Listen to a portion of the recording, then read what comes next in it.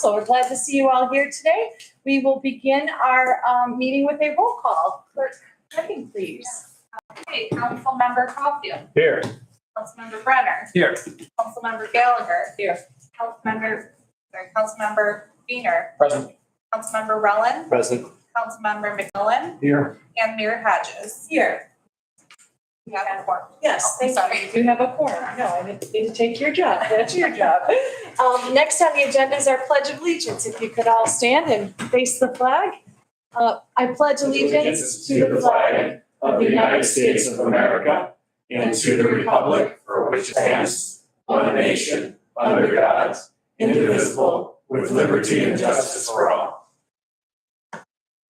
Next, we have approval of our consent agenda before you this evening, council. A motion would be in order to approve the minutes from our May 8th meeting, our finance report, committee and commissions report, fire hall apparatus door replacement, our Juneteenth resolution, our Pride Month resolution, our fiscal year 2023-24 industrial waste control charges, our purchase of parking enforcement equipment, our purchase of training ammunition, and our GFL recycling contract extension. Is there a motion? To approve. Moved by McMillan, seconded by Wiener. Clerk, and because it is a consent agenda, just for the record, there is no discussion, so we will skip that portion and ask the clerk to please call the roll.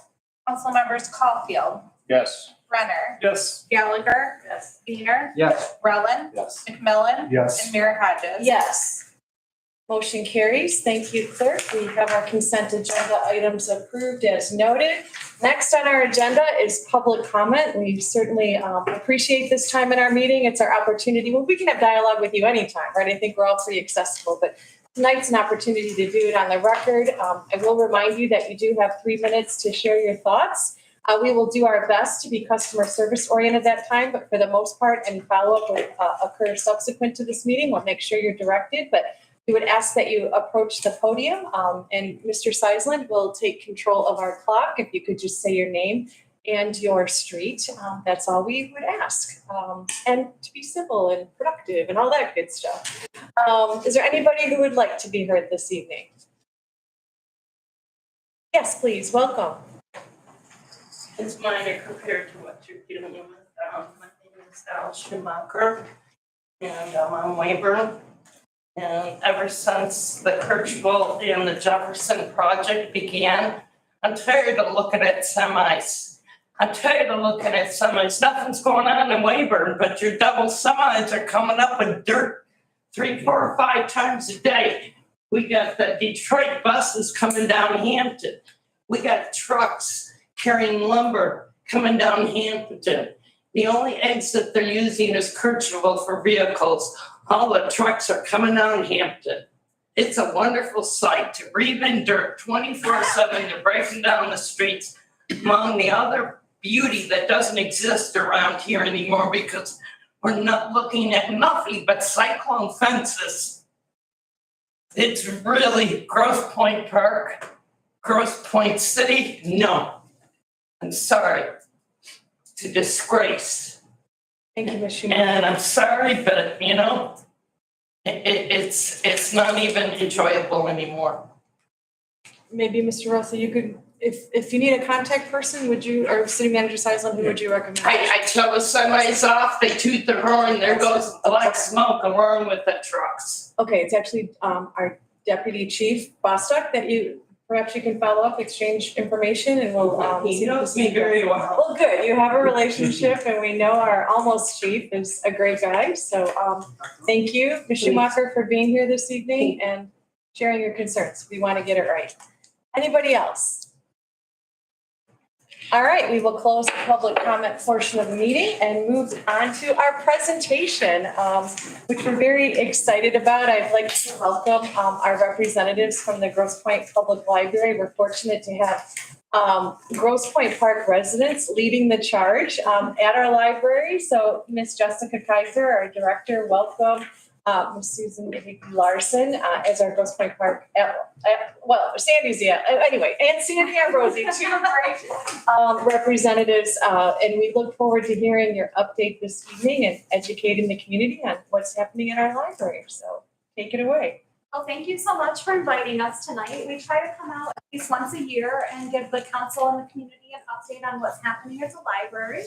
My name is Jessica Kaiser. I'm the director of the Grosse Pointe Public Library. And with me today, I have our two park representatives, Susan Hickman Larson and Sandy Ambrosi. And so we're just going to go over some highlights from the last year or so, and we welcome any questions as well. Not sure who's I'll take for it. Oh, Or you thank just you. want to just give me a heads up as sure. Thank you. You're welcome. Right, so we're just gonna touch on, we had some staff turnover over the last year or so due to some retirements and attrition. And then the ways that we're meeting the community needs, highlighting summer reading, some capital improvement projects we have going on, and our strong financial results.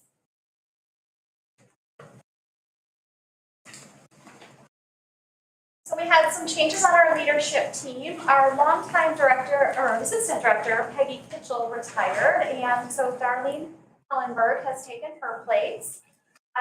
We also had our longtime branch manager of Grosse Pointe Woods retire, and Jesse Schenk was promoted internally for that role. And we also have a new branch manager here at our Ewald branch, Chris Mueller, who has been with the library in different roles for many years as well. And we were also able to bring on some new librarians to the team. Adam Picard is heading up our Dream Lab Makerspace, the Woods branch. Lisa Burns is our new teen services librarian, and Alexis Smith is our emerging technologies librarian. And next I'll turn it over to Susan. Just going to talk to you particularly about some community events and the community programs that we have. So in May, we hosted, along with Penn International, the Ukrainian author Andrei Kurkov, who wrote Brave Bees and Death and the Penguin. It was very wonderful program. It was sold out. It was held at the Grosse Pointe Unitarian Church. So the library is reaching out to local constituency, but also the wider world. It was relevant to literature and politics. It was fantastic. Another community book talk was Books on the Lake in April, and that was held at the courthouse during the day. And there were Isabel Wilkerson and John Gallagher, who both had experience with Grosse Pointe, Detroit journalism, were there and were promoting their books. It was also a very good event. And then just last month, we had Books on the Lake, which featured three authors, including Susan Lee, who was there. There was a environmental who had whose book is actually the one I wanted to read most out of all the ones who were there, and it was also sold out. And that was held at the Yacht Club. And then other programs include that 1,000 hours outside family programs, which encourages folks to spend and record 1,000 hours outside during the year, which is actually an awful lot of time. If you think about it, I don't know how anyone does it, but people do. And we also have a new outreach program for parents with newborns, and that was recently written up in a library association journal. Innovative programs that we do at our library, and there are other hundreds of programs, both online and in-person events. And we were talking beforehand about a program that's going on right now by Internet. And it's on Zoom, but people have been invited to come to the library and watch it together.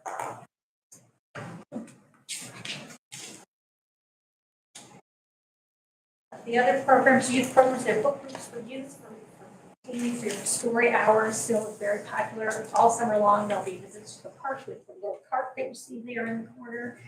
There are teen programs of every stripes and a lot of craft activities as well. And these are in addition to things at the makerspace.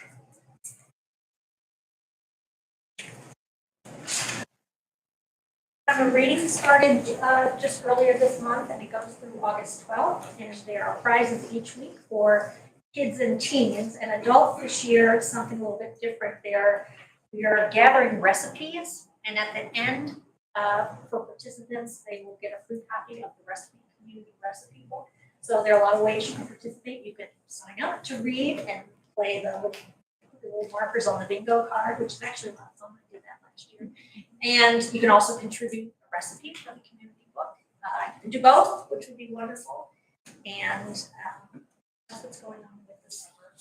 So, As adults, can we win those Wally gift coins?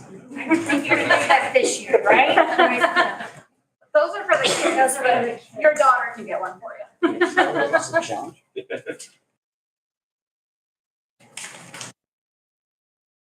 Now I can just go make them at the makerspace, so. That's right.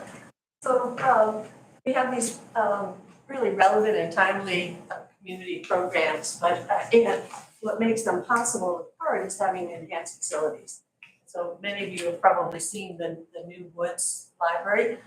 We're going to do a special shout out to the new Makers Space, which is just incredible. There's CAD, 3D printing, there's a design studio, there's a recording studio, and kids and adults can go and enjoy those programs and services and get some assistance in doing that. Just in terms of the total Woods branch, we had construction started in 2021 and it's completed in September of 2022. Hundreds of people came out for the opening. We have new furniture, fixtures, and finishes, and service desk. The first floor lounge and space for the Friends Book Sale, as I mentioned, the maker space on the lower level. Some enhanced outdoor spaces for concerts and gatherings. In particular, I'd give a shout out to the teen area there for teen books. You could just look out the window sort of and see the E-wall fridge. The outside plaza patio is going to be completed this summer, but overall it was completed in the spring of 2021 and some updated landscaping. You're probably all curious about the status of the Central Library. Construction began in May of 2022, and we're expecting to be completed this September of 2023. It's on time and on budget. All good. It's as you can see by the pictures, there was an addition put on the back to accommodate additional programming and staff spaces. It's going to expand the children's area, restrooms, an updated fire suppression system, elevator, and a drive-through for picking up books. So that's and just finally to say that all of this is being done well within our operating budget.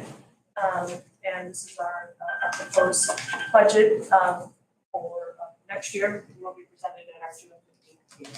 And we're in good shape. So, anybody? You're in good shape on many levels. Thank you for the update. Do my colleagues have any questions or comments? I have a question. Yes, Ms. Gallagher? Thank you. I know we share a parking lot with the library, and we have considered we'll be redoing our parking lot. Is there any opportunity for contribution on behalf of the library to help support in the updating of our parking lot that we share? Well, the city owns the parking lot, and then we have a lease for the parking lot. So I suppose we'd have to open that discussion on this house. It's something that the city wanted to Something approach us about. It's a shared service there. Maybe there's some opportunity. I looked at your budget. You have lots of money, almost more money than what we have, which might be a nice way to work together and make a contribution to that parking lot for us, given our budget constraint issues. Yeah, just a minute. Excellent. Other comments, questions? The addition, how many square feet was it approximately? Approximately 6,000. You had 6,000, that's a lot. And that really, it was an extended process that we went through of receiving community feedback and assessing the building for safety and functionality.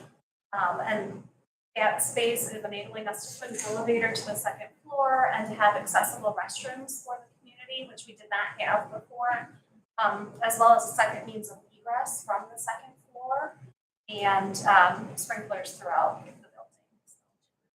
Yes, and we are doubling the children's space, adding a dedicated teen room and a second programming meeting room, which is always in high demand.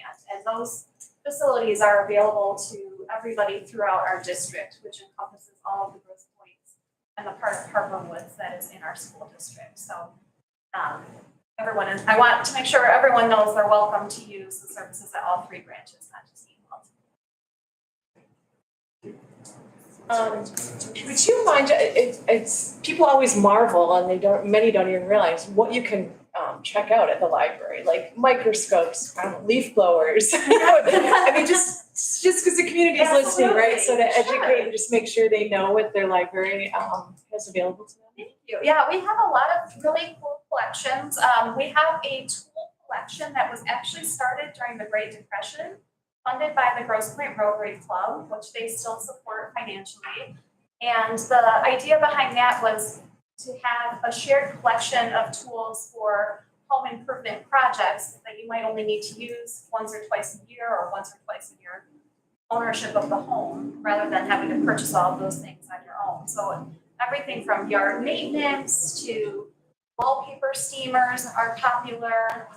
We also have things like seasonal affective disorder lights, where you can do a little light therapy at home if you're feeling down in the winter.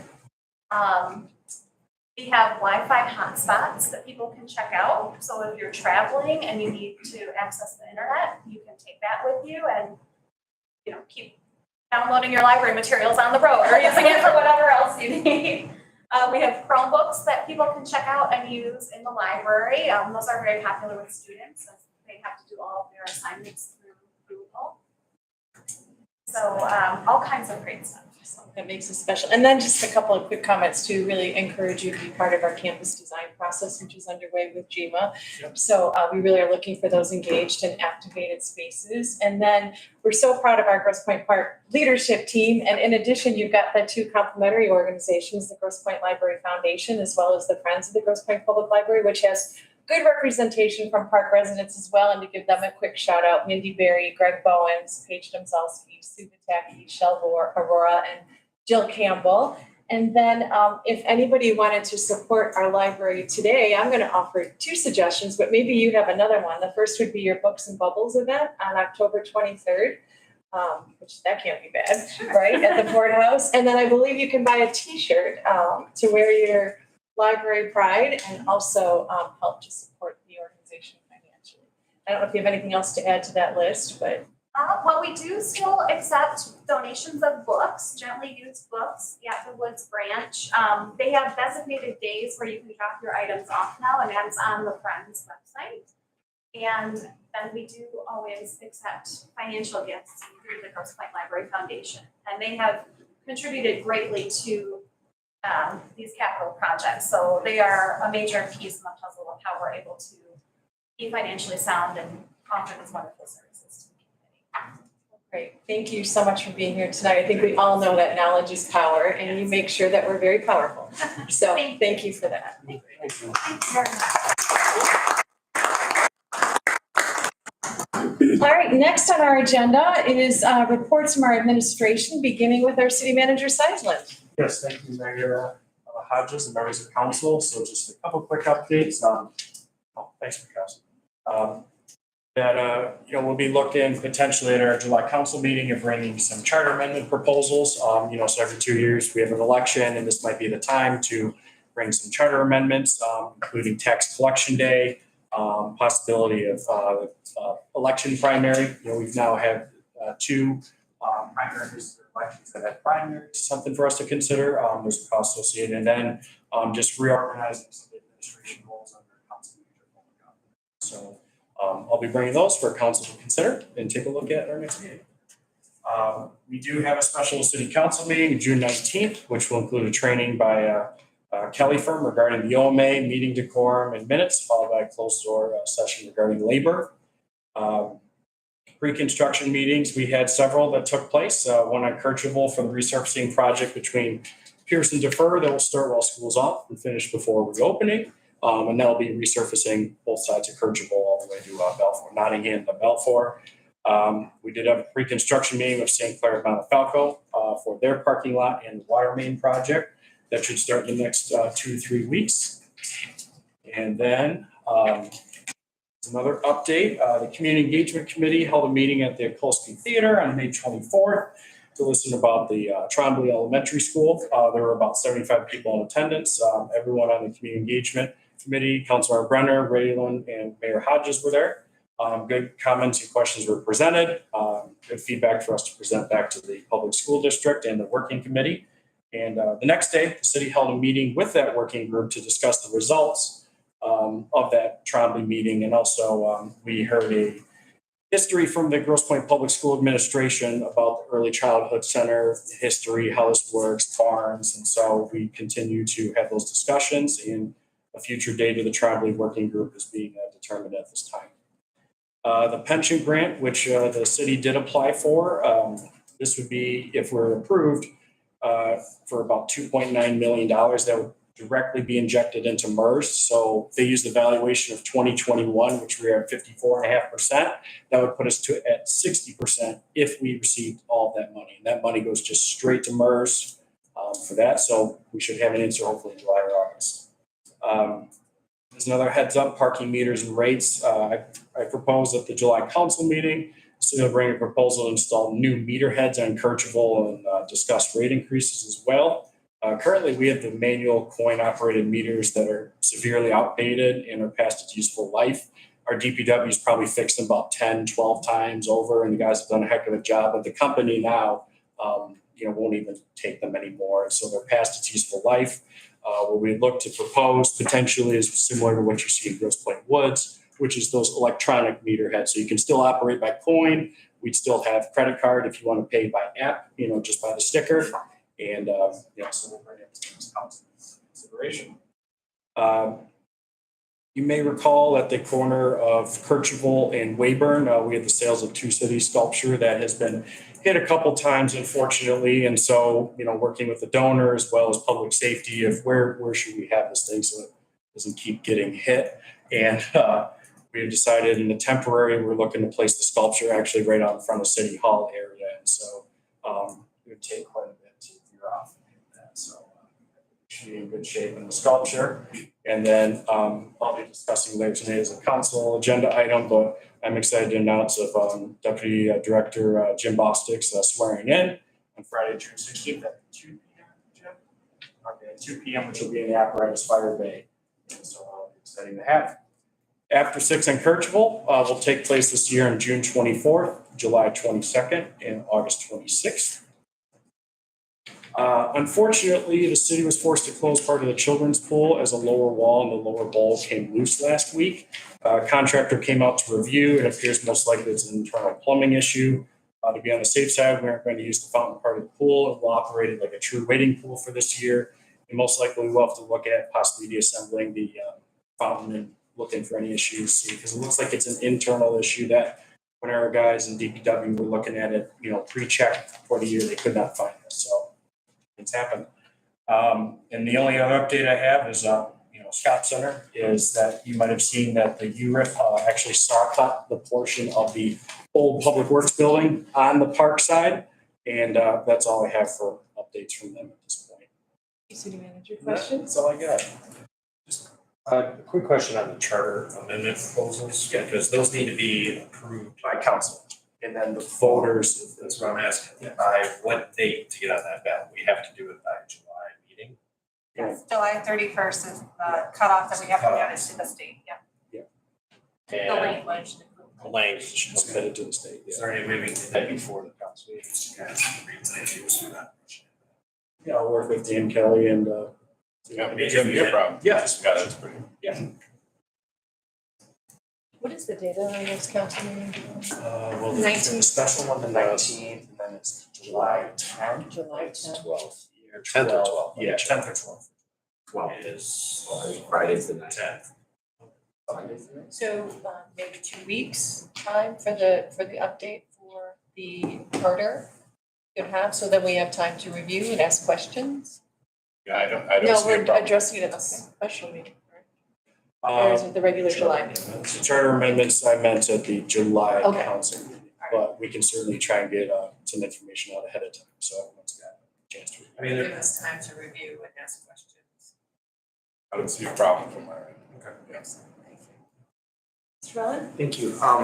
Nick, you mentioned the school, the resurfacing of the streets between school. Are they gonna add the curb cutouts there as well? That we talked about during safe routes? That's part of the Safe Routes to Schools grant, so we're still talking with the school district about that, where you got the curb cuts and actually the bump outs as well.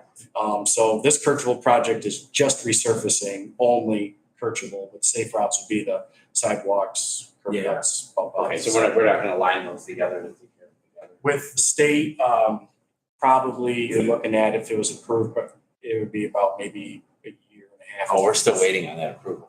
Okay. Is there a reason it's taking so long? Working with the school administration right now and the school board to, see about, we're in the final details. We're so close of both agree, hopefully agreeing to what we're gonna do, path forward.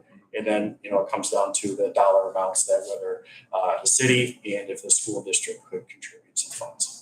Do you see, from your experience, I don't have experience of resurfacing, do you see a added value if we talk to them to see if we can get it included when we do our work this summer, that we can do all that as well? The only reason we have to do this one right away, otherwise your point's well taken, but it's a federal grant for the resurfacing, so they have to spend the money. This Otherwise year, you lose yeah. it.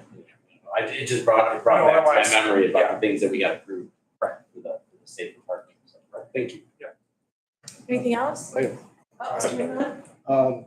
If we're gonna redo parts of the charters, should we have a committee for that to help? No? No. Because there's so many, there's a lot of little things that should be tweaked in there. Well, When was the last time we updated the charter? go ahead. It's definitely, there's a lot of things in the charter. Our charter's inception, I believe, was in 1957. Yeah. There's a lot of references to he, in there as well, and other areas. Actually, a couple times we found township in there as well.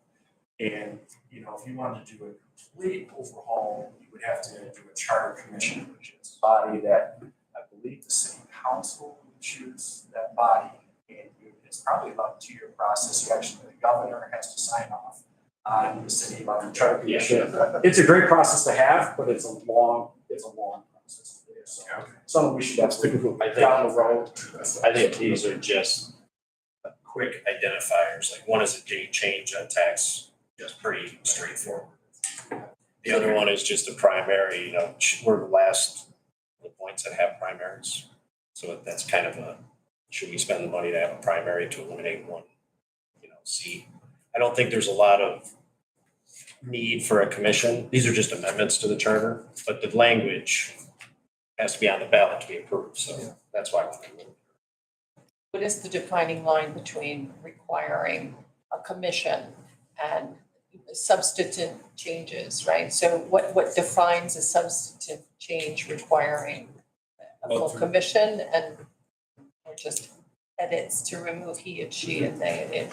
Yeah, the manager is correct. Amendments are generally considered, and both of these amendments are to put us in compliance with state law. So they're almost, the primary has a little bit of judgment call, but an actual charter commission is required to rewrite the charter. So things like a cleanup, if you wanted to go through and change he to some kind of a neutral term, that wouldn't be considered a charter commission job. But to rewrite the charter would be a charter commission. So if you wanted to change some of the rules or regulations, those would not be required for commission. I'm not sure. No, actually, I think they would. The rules or regulations would. Like in the case of the changes that are really required by state law because it's a change in the date, that's not a commission action. That's just to come into compliance with state law. Is a requirement to have a primary? This is not a state, it's not a law, state law that we are required to have it. It's No. no, okay. But any rules that we currently have in our charter, if we wanted to change the rules as they are, we would have to move through that process, a more diligent process. Right. Okay. So there's no real substantive changes, as I'm understanding it, other than. No, it's just minor things we can look at and see as we go down. Primarily bringing the compliance. Like you said, May is what we discussed for us primary. Any other questions for our city manager? Just one real quick one on parking meters. With a lot of the development and replacement we're going on, is this gonna be an ongoing or are we buying it up for all? This would probably be a phased approach. First, we would look at is Kirchable, that's our busiest thoroughfare. And then probably phase in over the next couple of years, maybe Charlevoix and Mackey Avenue. And then the surface lots that are being newly developed, you would have the pay stations. So you would have meters on the streets, pay stations on the surface lots. That's my next question. Only other suggestion I have, Mr. Seisland, Sure. we all continue to hear issues about DTE and concerns with outages, so I think it's time to bring them into a council meeting, Okay. just to give us an update on where things stand and to create a little bit of accountability so that community has some face time in that, so maybe work with Barbara to see if we can get her in the next month or two, so. Thank you for that. Assuming there's nothing further, we'll move on to our Deputy Chief Bostock for a public safety update, please.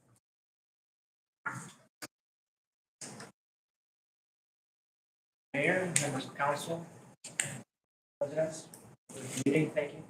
Nicer weather is here. I just have a couple of points to make.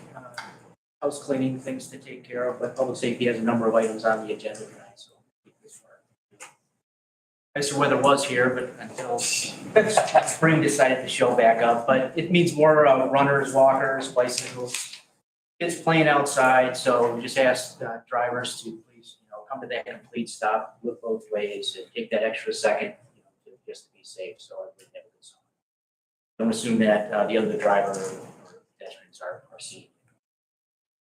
Larcenies, more people out during the day, out during the night, for walks. Historically, those are crimes of opportunity. So public safety just wants to remind everybody, please lock up your valuables, don't leave things in plain sight in your vehicles, like garages, and just be safe, look out for each other, look out for your neighbors. And most of all, please don't leave your key fobs in the car. June 30th is House Bill 4250, which was recently signed by Governor Whitmer, goes into effect. And basically that enhances Michigan's current distracted driving law. It's the hands-free driving law. So June 30th, that goes into full effect. Our officers will be out looking for that. FAQ, Michigan State Police legal update. We've posted that link, or we posted the legal update on our Facebook page. So if anybody wants to look and see exactly what that entails, it's really fun reading, but basically it's hands off, hands-free state. Keep your eyes on the road and let's keep that distracted driving. Any questions for our Deputy Chief? I have a question. If you have a cell phone that is not connected to the car, you can't touch it at all? What do you recommend if that's the case? It can't be in your hand, so you can get a holder for it, and you can have it. And if you have the answer phone, they allow for a touch or a swipe to answer, and then you're compliant with being hands-free.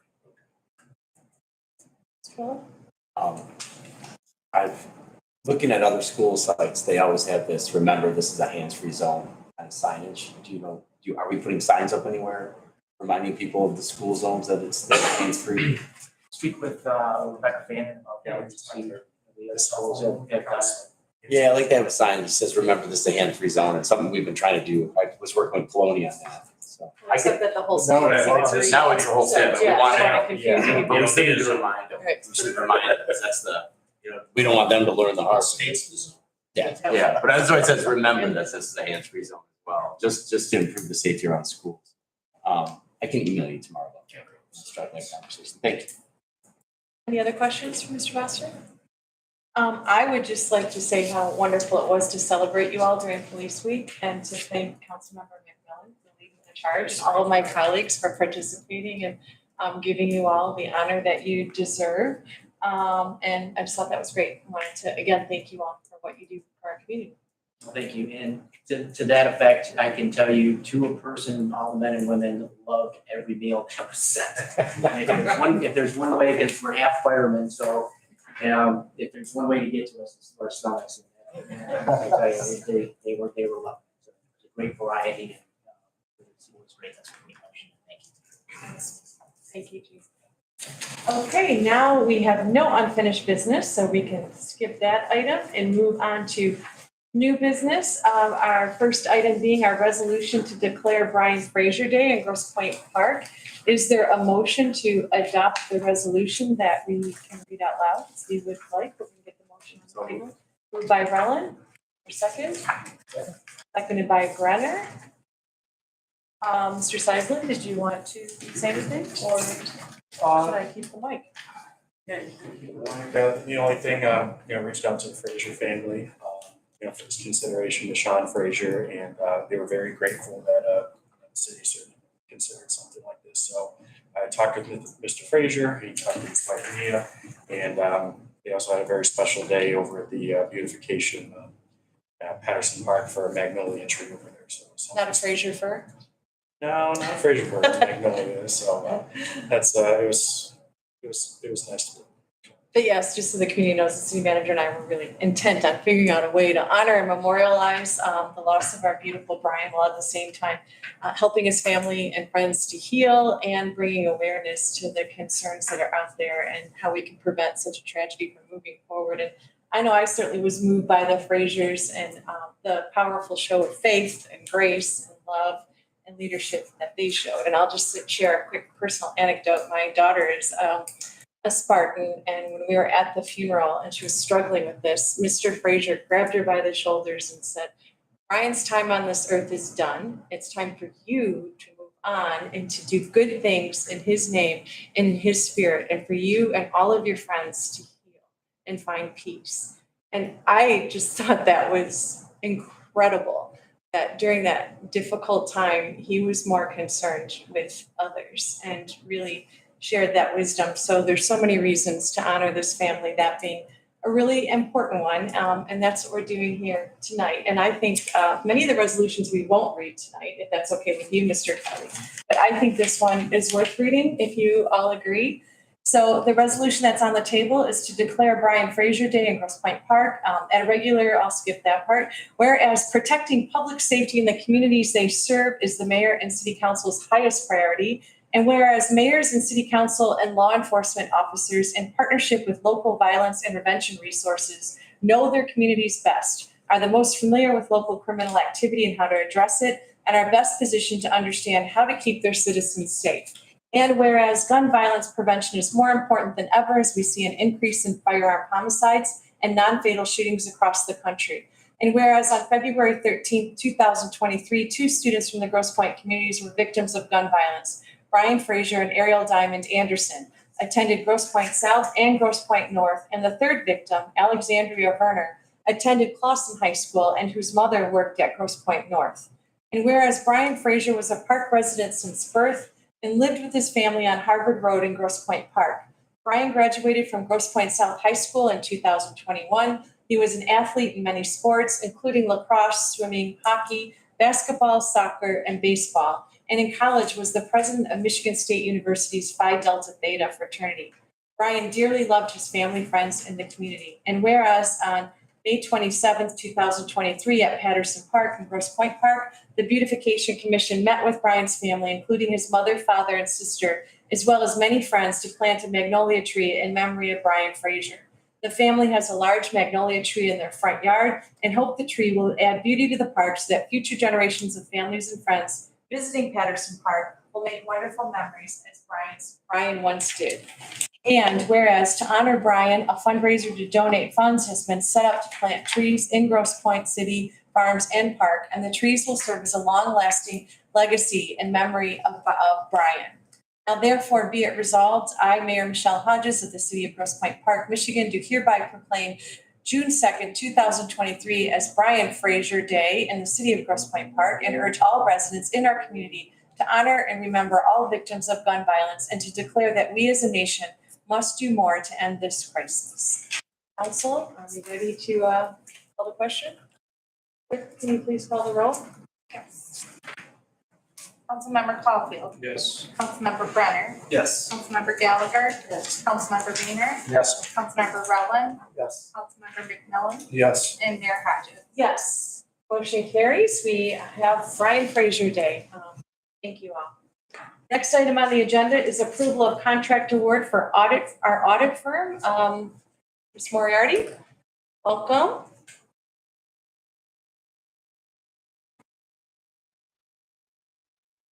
Would you like us to get the item on the table? Okay. Second. Moved by Wiener, seconded by Crawford to approve and authorize the city manager to enter into a 5-year contract with Yo and Yo as the city's auditor and as provided for in the resolution. So with that, we'll turn it over to you. Good evening, Mayor Holmes and members of the council. As stated before you tonight is a request to award for audit services. The RFP was completed and we received 3 responses. As part of those 3 responses, the requests for proposals were submitted by each of the audit firms. They were reviewed and asked to interview before a committee. The committee was made up of the city manager, the assistant city manager, the city clerk, and myself. As part of that process, not only did we look at the proposal that was submitted, they also prepared a presentation. Each of the firms met with us and talked to us about their overall government experience, their approach to the audit, their team, their ability to rotate partners, the services they would provide to us, the way that they would go about educating on GAAP and GASB to keep us abreast of all changes coming along, as well as their overall committee presentation. In your packet tonight is a copy of the request for proposal by Yo and Yo, which is the firm that the committee is recommending this evening for 5 years. The RFP also included the option to do 2 renewals, and if we should decide to do that, we would bring that renewal back to you in 5 years to request a renewal. As part of the contract, the firm needed to have the ability to rotate partners once every 5 years, so that if we do decide to renew the contract in 5 years, we would have a new manager or auditor partner on the team. The firm is Yo and Yo. It was for a 5-year term with a total 5-year for financial reports in the amount of $242,090. This year's financial report is at $46,005, which has been budgeted throughout the various funds that require a financial report. As well as it is anticipated that we will also need to do a schedule of expenditures for federal awards as well as a result of our ARPA funding that we received because we've exceeded $750,000 in expenditures during fiscal year 2023. In addition to the packet that was presented by the audit firm is also the presentation that was given to the committee by Yo and Yo, as well as the resolution to request approval for the contract award and the amount that we're going to spend for fiscal year 2024. The first 5 years will cover audit fiscal year 23 through fiscal year 27, which will occur between fiscal year 24 and fiscal year 28. Michael Rolka, the manager from the audit firm, is here tonight. If there are any questions or if the board would like to meet the audit firm, speak to them about anything that might have been in the packet that you might have questions on. And if you have any questions for me, I'd be happy to take them as well. Excellent, great work, Ms. Murray. Any questions? I don't have a question. I'll say I've been very impressed with the work that the finance director Moriarty has done. I'm all for this. This is another step in the process of modernizing and updating our finances and budget. But yeah, appreciate the work you put into it. I just have one question. I didn't notice in the deliverables that a presentation to city council was included, and I think that's important, actually required by our charter to do that. So is that included or would that be at an additional The fee? presentation packets in your packet with the audit proposal that was submitted. So the presentation is in here as well. Put a verbal presentation as well and at a public meeting? Yes, we'll present one of the audit results. Okay. Do we need to incorporate that into the motion and amend it or just assume? They're gonna. Part of the audit committee requires a preliminary audit meeting, which will usually be in July, to go over upcoming events and to go over the annual year. And then there'll be a post-audit meeting to go over the draft financial report, and then there'll be a presentation before the city council to actually present the audit. Okay, great. Oh, we put an RFP as well. Okay, yeah, because I didn't, well, maybe I didn't look close enough, but I didn't see it, so. Okay, with that, I think we're ready to vote. Clerk, can you please call the roll? Councilmember Caulfield, Yes. Brenner, Yes. Gallagher, Yes. Weiner, Yes. Rellin, Yes. McMillan, Yes. and Mayor Hodges. Yes, motion carries. Yo, yo, welcome to the team. Yes, yo, and then you probably hear that all the time, right? We gotta get more creative.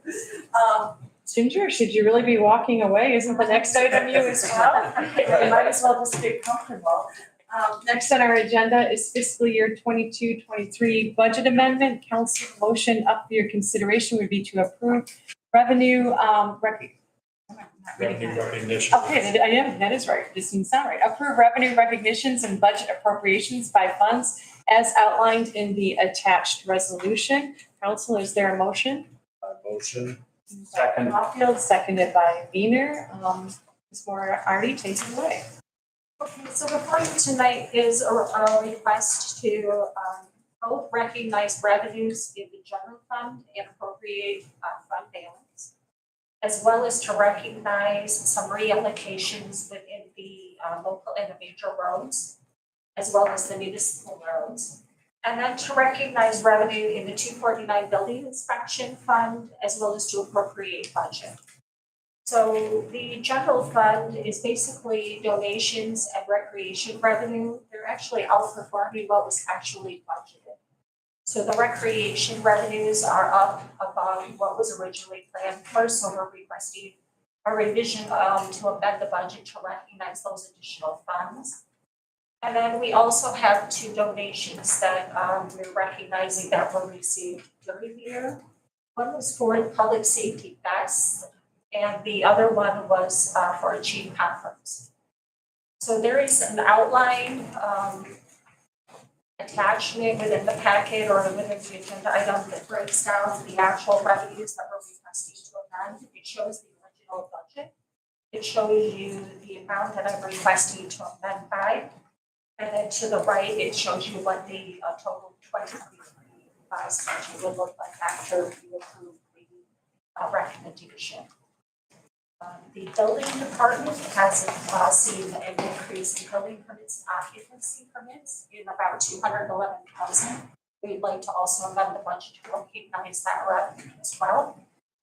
And then within the general fund, there are several budget amendments. There's a list of each count number that would be affected, the amount of the budget to be affected, and a brief description underneath of each of the agenda items. You'll see there's a lot of items in there for the elections department. That's in relationship to the needs to pay for expenses for the primary.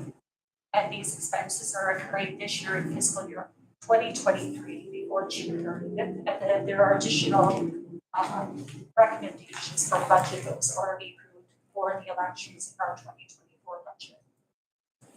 The items in the middle, which are the streets, is that we're basically moving money out of and into the major local roads. So those are all net zero allocations showing where the money is coming out of and where the money is going into as a transfer out of those funds. With the last part in the building department fund, which is primarily wages, there was an employee that was discovered as I was going through allocations for charges for wages and benefits that an employee was being paid for out of the TIFL fund. And they're actually a building inspector, so I reallocated that individual's wages, put them back into the building department, which is a restricted fund balance, so that that employee is being paid out of the correct fund. And as a result, we're requesting a correction to the salary and the fringe account. And the last item was for the 10-hour claim services that were in the budget that were being expensed in the building department, but we didn't have sufficient budget to cover the expenses through the year. It may end up at the end of the year not using your entire budget over the next 3 weeks. And we may end up actually having surplus fund payments left over from the budget, but I do want to take any chances that we would actually go over since we have another month's worth of expenditures. Questions? Very detailed, thank you. Yeah, this is great. Yes, excellent. All right, well, with that, clerk? Okay, Councilmember Caulfield. Yes. Brenner. Yes. Gallagher. Yes. Wiener. Yes. Rowland. Yes. Miller. Yes. Mayor Hodges. Yes, motion carries. Thank you so much. And Mr. Sizer, this next item, if you want. Oh, I'm sorry. That'd be good. So this is under the General Property Tax Act 206, the city is allowed to collect late fees and penalties.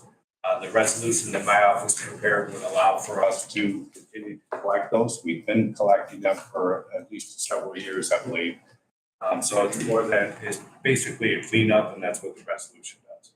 We're required by the statute to have a resolution to collect those late fees and penalties.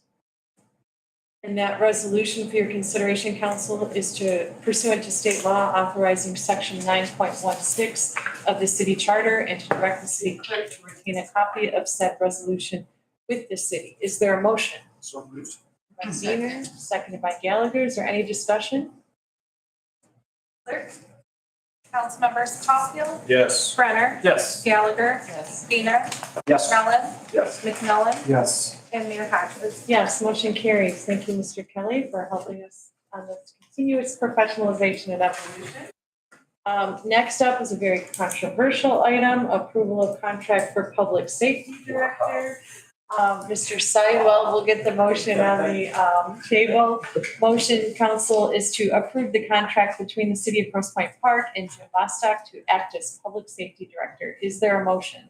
Motion. Mr. McMillan, seconded by Wiener. Mr. Seisland. Yes, thank you, Mayor and Council. So I have the distinct pleasure tonight for Mr. Jim Bostock for a contract for him to become our Public Safety Director. And as I discussed earlier, his official swearing-in ceremony will be Friday, June 16th in the Apparatus Bay at 2 p.m. And so Council is welcome to join. It's going to be a good event. Jim said he's only invited a few people, but we'll see how that goes. There's probably more than a few, but just a quick bio on Jim. He began his law enforcement career with the Macomb County Sheriff's Office in 1996 as a corrections officer. In 2002, he signed on with the Detroit Police Department and was assigned to the 1st Precinct in the Special Operations Unit. Jim has been with Grosse Pointe Park Public Safety for 20 years. He finished top in his class in both the police and fire academies and is a 2019 graduate of the Northwestern University School of Police Staff and Command. Jim has earned 8 department commendations, 2 life-saving citations, and 3 unit citations. Jim started his career as a patrolman and has been promoted to sergeant, lieutenant, in his current role as deputy chief. And so I'm very excited that I'm recommending to promote Jim Bostock to become the director of our public safety department. We'll have his official swearing in. From the time I've known Jim, I have to say that whenever called upon, he has always fulfilled his duties within Grosse Pointe Park. Talking with Chief Gerald and, former Chief Steve Filoni, Jim has always been there for the city. He's always, well-liked by his officers, and I think he has the respect of the community and the businesses. And, it's exciting to be working with such a great man. And I think as well, he's going to be somebody that's going to lead this department for years to come. So we did have our labor attorney review the contract with Jim Bostock. And on that, I'm very excited to council to consider the contract for Jim Bostock. Any discussion? Councilmembers Caulfield. Absolutely, yes. Brenner. Yes. Gallagher. Yes. Wiener. Yes. Rowland. Yes. McMillan. Yes. And Mayor Hodges. Yes, motion carries. We have a new chief. Congratulations, chief.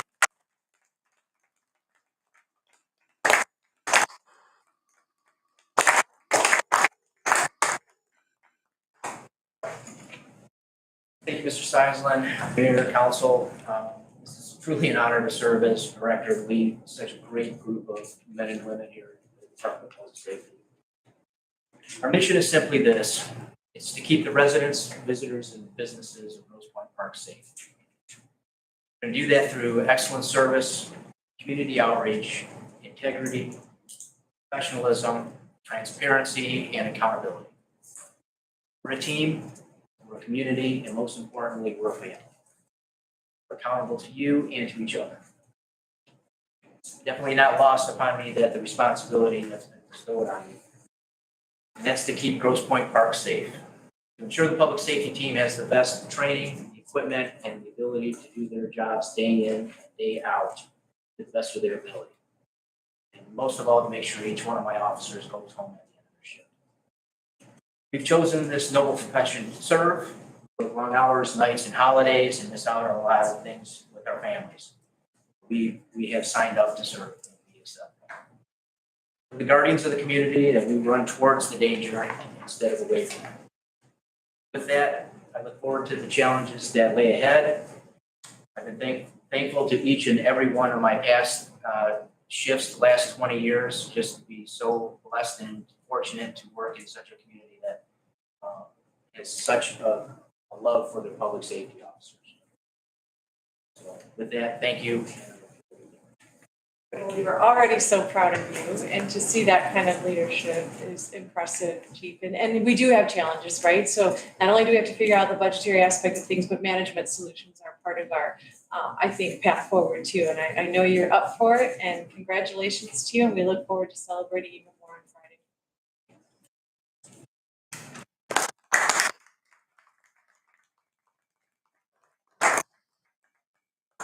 Well, and we get to call upon you now for your first very important order of business.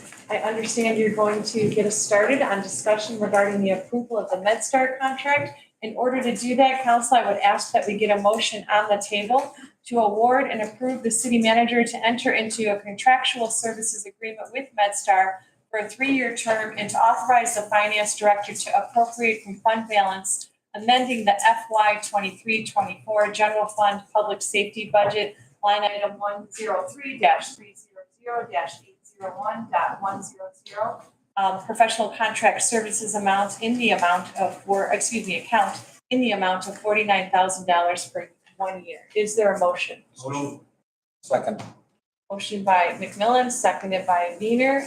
With that, Mr. Bosniak, I'll hand it back over to you to put things into context and then to invite discussion from my colleagues before calling the roll. Council, so before you is that proposal to contract our ambulance services with MedStar. First, I would like to clarify and address some of the concerns that have been raised about the park going to a private ambulance service. I was fortunate enough to meet with a number of people in the last couple days over the weekend and hear their concerns. First, let me start off by first and rightfully so, their main concern is response times. The NFPA, which is the National Fire Protection Association standard 1710, is based upon a number of things, a combination of accepted practices, research, study, testing, validation of more than 30 years. That standard recommends that the arrival of a medic or an advanced life support rig ambulance has a response time of 8 minutes or less 90% of the time. MedStar meets that requirement. Grosse Pointe Park residents historically have benefited from even quicker response times, which I'm very, very proud of. This will not change. You call 911 and need medical attention, Grosse Pointe Park public safety officers will respond to the scene within minutes, like we do now. The department will continue to utilize our in-house EMTs. We currently have 13 licensed EMT-B basic EMTs. They'll be dispatched to the scene and we will assess and stabilize the patient. All while that's going on, our dispatch will call MedStar and MedStar will dispatch. Okay. The only difference that you will notice, if you do notice anything, is that there is a transport to the hospital. You're going to be transported by a white ambulance instead of a red. This allows the patient to be cared for by an advanced life support crew, an ALS crew, which is a higher standard than we currently have here in Grosse Pointe Park. We currently have basics. So the advanced life support is actually an enhancement. This allows our public safety officers, which is a very important point. It allows our public safety officers at minimum 2, sometimes even 3 if it's a coded emergency, to remain in service and to get back to patrolling the streets and have the visibility and patrolling the streets in the city of Grosse Pointe Park. Let me tell you what I mean about that. So typically in Grosse Pointe Park, when a medic run is dispatched, from the time the ambulance leaves the apparatus bay and goes to the patient, stabilizes the patient, transports the patient to the hospital, turns the patient over to the hospital, then they have to be released by the medical authority to go back into service. By the time they get back to the station, or they have to drive to the scene to get their scout car and get everything put back together, we're looking at 45 plus minutes, sometimes even more. Especially now in the summer, if we have on a weekend, if we're taking somebody to St. John Hospital on a weekend, you can imagine how busy St. John gets. So that time, that hour that 2 officers are waiting in the hospital could be better spent patrolling our streets for our citizens. Especially at a time, which is something that is not in my control. I have a shift of 4 or 5 officers working a night shift. So I have to commit 2 of those officers to a medic run, and that leaves the rest of the city to be held for 3 officers. So that's going to free up those officers to go back and patrol. I spoke with the directors of the other Grosse Pointes and Harper Woods that use MedStar. I spoke with them on Friday.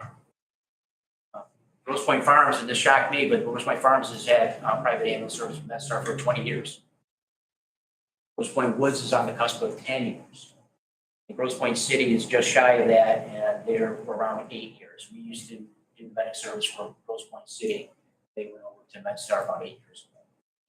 And what struck me was one of the directors said to me, Jim, do you really think that we would be allowed to keep this service if it wasn't up to the standards of our residents? And I said, no, I honestly do not think that would happen in the Grosse Pointes. We are used to a service, we are used to high standards, and that is exactly what I believe MedStar will give us. I believe it is an enhancement. Why do I say that? What are the benefits? Number one, I've already said, it allows our officers to get back into service sooner.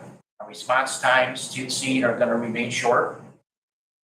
The risk of injuries to my officers is going to be greatly reduced.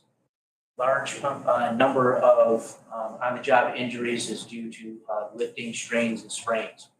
For example, I had an officer that just returned to work from a shoulder injury from trying to catch a stretcher before his rotator cuff, and he was out for 10 months. We'll be reducing overtime and forced overtime, which has become an issue and with the morale here in the department. Guys we work 12-hour shifts. We work 12-hour shifts, and on our long weeks, we work a Friday, Saturday, and Sunday, 12-hour shifts. Can't be covered by the number of EMTs, which is 2 at a minimum. I have 13 complete total. If we can't fill it with 2, then we have to call for the overtime for an EMT. Nobody takes that overtime. We have to force the shift that's currently working to work that next shift, a 6-hour shift, and then somebody else has to come in early. You do that over and over, and there's a cumulative effect. We can potentially start. It's going to go to someplace where they are enforced. Upcoming capital expenses to purchase a new ambulance. Our current ambulance is 15 years old. Say on the conservative end, we're looking at another good 5 years that we'll have it, but we have to start looking ahead to outlaying that capital expense. And our ambulance is going to be a little bit less than what MedStar would pay, because we're a basic unit, but still that EMT basic unit with everything that we would need is going to be $300,000 and $400,000. An automatic stretcher that lifts up and down can cost up to $35,000. So we do have some capital outlays to look ahead. To the residents that are concerned that they're not going to know who's coming to their house and and taking care of them. Well, I can tell you that your officers, your Grosse Pointe Park officers are going to be, the ones that you're used to seeing right now, they're gonna be the same ones that you're gonna see coming to the scene within minutes. That's not gonna change. Same familiar faces that you see now. We'll continue to be continuing education requirements for our EMT basics. Currently, the standard, in Michigan is a 30 hours of continuing education credits every 3 years. And that just depends on when their registration or when their licensing expires, and then they have to get 30 hours of continuing education to be up. So we would continue to do that so we can continue to have that quick deploy unit, as I like to say, to assess and stabilize the situation. Ultimately, the plan is to have the patrol cars outfitted with AEDs and medic bags. So the medics are still going to be in the form of a medic, it's not going to be transported.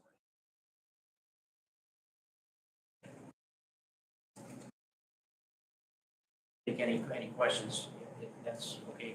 Yes, please, absolutely. Are there questions from the floor? We also have an attendant, Colby Miller, CEO of MedStar. Any questions or comments, Colby, would be happy to. Welcome, Mr. Miller. Appreciate you being here tonight. Questions, comments? Mr. Diener, go down the. You were first. Go ahead, I was gonna Mr. ask, do we have a dedicated service to the Grosse Pointe, through the Grosse Pointe Park? I understand, so if I make a call, my dad's in trouble, our officers will show up first to stabilize and do what they can. And the rig will come as soon as it can, within 8 minutes, you're saying, at the max? Yes.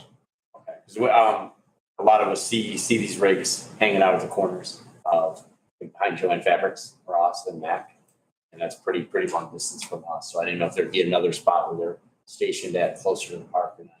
Well, I won't steal Mr. Colby's thunder, but I know they have a hot sheet and a hot map and calls for service and when the high times are for what areas, and then the number of rigs that are in the area when one would be taken in service and another one would come in.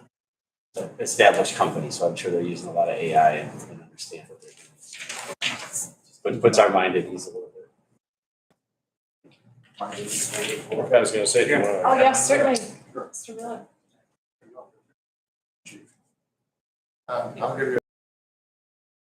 Mayor and council. MedStar is a 501c3 organization. We're actually owned by the 3 health systems that serve the area, owned by McLaren, Henry Ford, and Central Michigan organization. We are the largest 911 provider in the state, the largest provider of critical care transport, air medical, and facility transport. 900 employees operating on 165 ambulances. And in the last couple of years, because of the challenges that the EMS industry is facing with recruiting, we decided in the middle of COVID, because it used to be that you'd pay to go to EMT school and then go look for a job. That clearly wasn't working as COVID took hold. We decided to pay people to come full-time to learn to be an EMT and then stay on as full-time EMTs. We're a nationally accredited paramedic training institution, so we're growing from people who always wanted to be an EMT, becoming an EMT, becoming a paramedic, and if they so choose, moving into either public safety or nursing or our hospitals. So I tell that because it's a little different than Dad's ambulance that we're so familiar with from the early 70s when our industry came to be. We are nationally accredited on the ambulance side by the Commission of Accreditation of Ambulance Services. That's a voluntary accreditation. One of probably 150 in the country that do it. We serve communities in Bay County, Genesee County, Lapeer County, Oakland County, Wayne County, Macomb County. We don't go into Washtenaw. Our friends at HVA are over there, and we do a little bit of interfacility and critical care work in Ingham County. So I did this. I train 9,000 patients a year. We've served, as it was mentioned, we've served the Grosse Pointes, starting in the farms. We served the farms as Ruleigh's ambulance back in the 80s. I wasn't even in the ambulance business, but Ruleigh's Towing used to own Ruleigh's ambulance. They were contracted with the farms. That contract was in place when I started at MedStar in 2004. About 10 years ago, we entered a contract with the Woods. And then shortly thereafter, the city got a letter from their ambulance provider that said, here's your 90-day notice. We're not going to be serving you as your ambulance provider anymore. And the letter was written with about a 40-day notice to the city. So we stepped up and we started serving the city. All again, sharing resources. So we went from a model of one ambulance sitting sometimes blocks away from each other to sharing resources with the idea that one ambulance, and then during known peak, there's additional ambulances in the community. Obviously, you benefit from the proximity of St. John and Beaumont. Hospitals all the time. I will tell a story with one of the city managers or one of the mayors, not the party, who said, you know, our residents are just used to seeing that ambulance parked in front of the public safety building. And I said, well, sir, an ambulance sitting street corner posting and sitting at Joanne Fabrics is actually faster than people coming out of a building and jumping in their truck and going somewhere. Sometimes an ambulance from the next city over, if they're mobile. And he said, our residents are used to seeing that ambulance parked in front of the building. You might even know who this is by the veracity of which the message was delivered. And I said, well, I thought you wanted good, quick, safe response time. And he said, our residents are used to seeing that ambulance. And I said, we've got an ambulance back at the barn. It's not so much for duty anymore, but it still looks like an ambulance. If it'll make you happy, we'll park it in front of the public safety building and everybody is. He said, that's fine, I think we got a deal. The vehicles are visible around the community. We do use a fluid posting plan where they're always moving. Sometimes it's 2 and 3 blocks. It's a computer-driven model, and it says at this time of day, we expect the calls to be here and here, and we move to adjust. We have looked for space to serve our existing Grosse Pointe contracts and now adding the park to that discussion. The challenge that we have, you know, you want to talk about something that nobody wants in their backyard. Nobody. Everybody wants an ambulance there in 5 seconds when they come on. They just don't want it close when they don't need it. So the zoning is tough, the parking is tough, the building style is tough. Unless there's an empty fire station, it's hard to find housing for ambulance. We continue to look, and of course, within the Grosse Pointes, we would have to work out the proximity of where that building is so that it's equally distributed.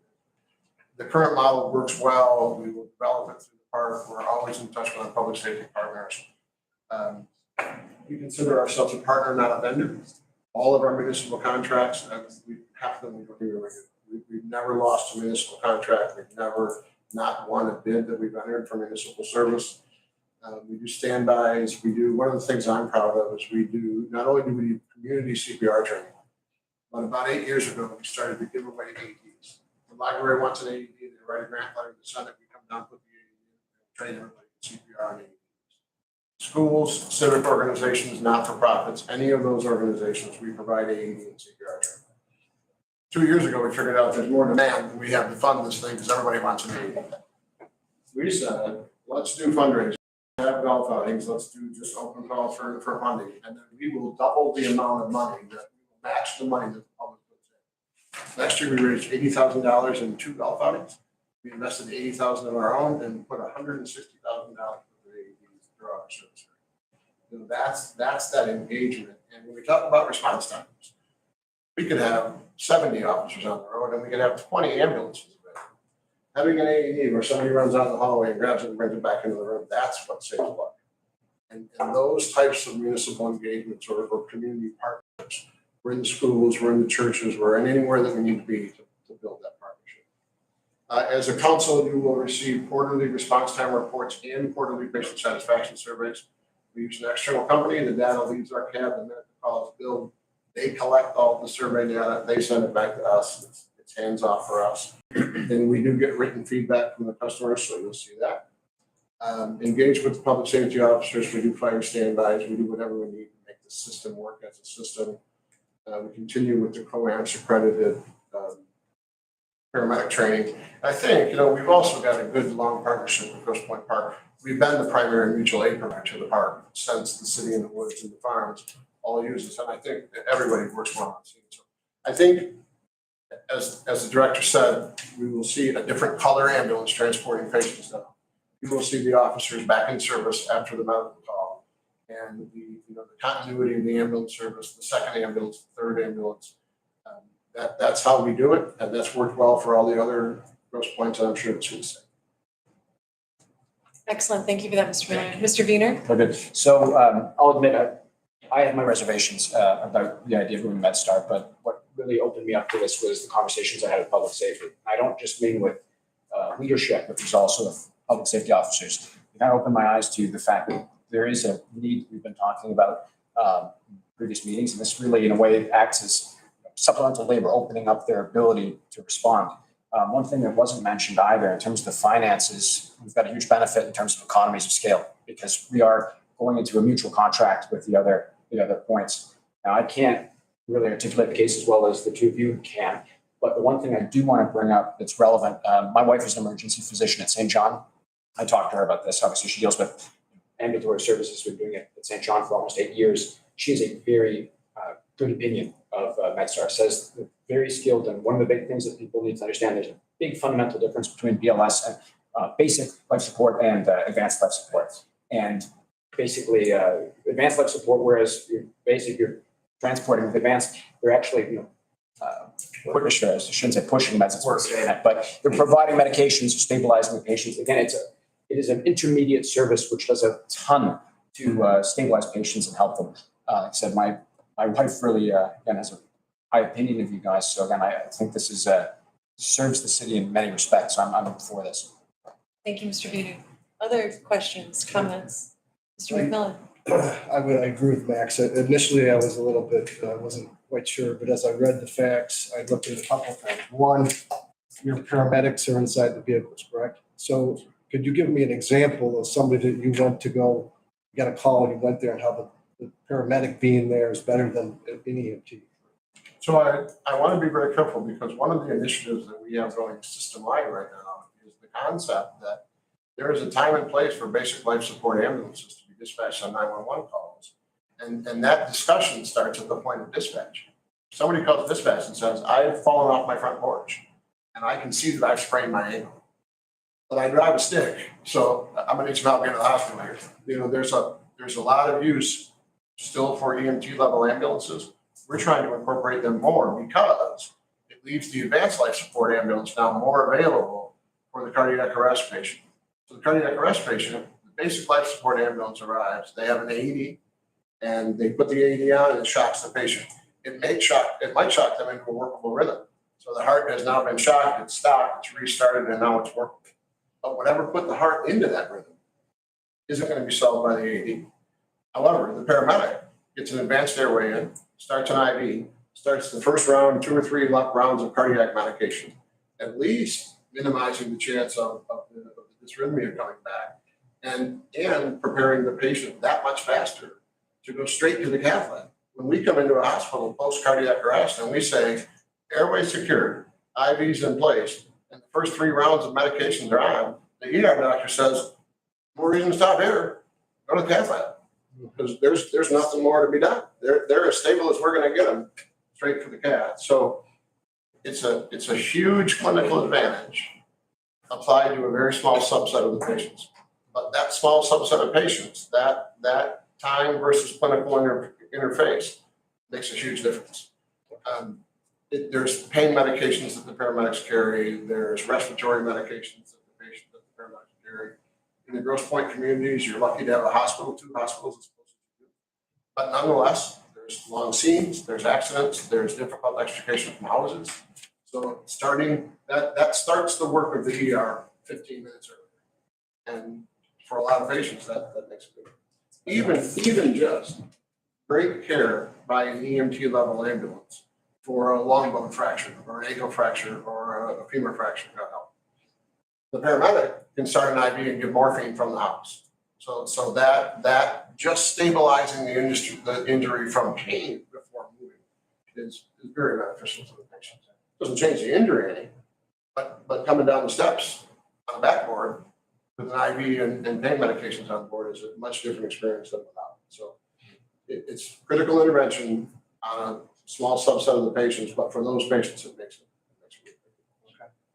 And I guess the other point I had was real important is morale and the burnout. Somebody who has to always be held over for another 6 hours on a shift is tough for somebody. That's a fact. But there is a cost to it. But I think you're going to pay that person time and a half. That's going to stay over. So at the end of the day, it might be close to a break even or savings. Or have we thought about that? So if you were to look at the first year of the MedStar contract compared to, we have to pay right now, it's about $10,000 for the ambulance service contracts, which we use Acumed, Jim, which is the one that bills our residents. That's about $10,000. And then in the last 5.5 months, we had about 21 grand in overtime costs. And then if you compound that over a year, you're looking at 42. That's just salary of the overtime. That's not even including fringes. So it's likely higher. So from that standpoint of year one, yes, you're about breaking. To piggyback on that as well, I assume if we go with the MedStar, then we will not be replacing our ambulance. Is that correct? So we will avoid that capital expense. And Jim, feel free to step in too, but we will have our ambulance here just in case, there's other situations that we might need that ambulance. And, as Jim said, we still got about 5 years with it. We did buy this ambulance as a 2008. It's 15 years old. Previously, when the city did this, they had a 93 and an 89 ambulance. So at the time in 2008, we bought this for $175,000. And as Jim stated, for a basic life support ambulance, you're looking at long-term $400,000 and likely more expensive, like what Colby has in MedStar with an advanced life support with everything rigged in there. All the other equipment, the automatic stretcher, as discussed, those long-term costs, I'm guessing that this contract will extend the life of our current ambulance. I'm assuming it would be a savings in capital expenditures. Is that correct? Or this would save in capital, long-term. We're not gonna have the hours that we would normally have on that ambulance. We don't have medication on the rig, so we don't have anything that's gonna expire glucose, but that's not a problem. There would be instances where we could use it. A couple of months ago, we had a barricaded gunman, so that would be a good thing to have. If it wasn't for somebody in there, it could at least take one of us should we need it. But hopefully this would extend the life of it. Excellent. Cool. Other discussion, Ms. Gallagher? Yes, I have several questions, so please be patient with me. You talked about two different ambulances, one for advanced life support and one for other. Are both of those ambulances available in this community or parking by Joanne Fabrics? They're both sitting there. Have you identified an alternative place to park those? To Councilmember Raylan's comment, it's quite far from where our current ambulance sits today. So I think I made a note says, we'll have to work that out. Where is your anticipation to change and move it closer, or is it to remain the same? Yes, so the one thing that we will do, we will get a list of probably the last 2 years worth of emergency call by the dispatch modeling tool that we use, there's about 12 of them used across the country, but it actually, when you watch this map, and I don't want to make it too technical for you, but it's a heat map, and it shows the probability of an emergency call, and these little bubbles move around the map all day long. It's also tied into traffic impedance, so it knows that even though this truck might be a block closer, this truck over here is actually faster 3 blocks away because of traffic. However, it's a real-time environment that it makes these calculations in. So now what we have to do is we have to backfeed 2 years worth of data from the park into the rest of the Grosse Pointe communities and tell the system, okay, tell us where to park at 9 a.m., tell us where to park at 2 in the afternoon, tell us where to park at 6 o'clock, and move around. The system also knows, and it gets really complicated, but the system also knows if there's an ALS truck that's been at St. John for 22 minutes, then this ambulance can be posted this way because they're available now. If the ambulance is on their way to St. John or leaving St. John and coming over here, this ambulance can be shifted this way. So it's this real-time deployment model.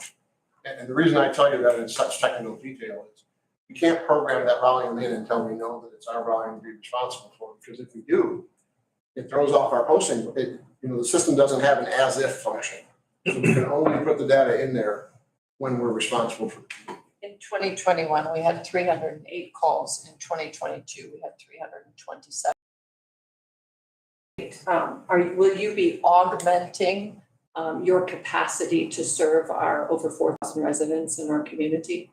Yes, so there's capacity in the current Grosse Pointe deployment that we already put in the streets. And once again, this goes back to the value of finding a station within the community, because if we could, that would be a dedicated truck. There was a comment earlier about saying the known people and the routine crews. That would allow one crew to be anchored in the Grosse Pointe communities. And then the excess capacity trucks come and go as time provides. So with the call volume that we load into the system, also is the time of request, day of the week, the month of the year, all those things get added in. And it will tell us what those capacity needs are. You know, it changes hour by hour of the day.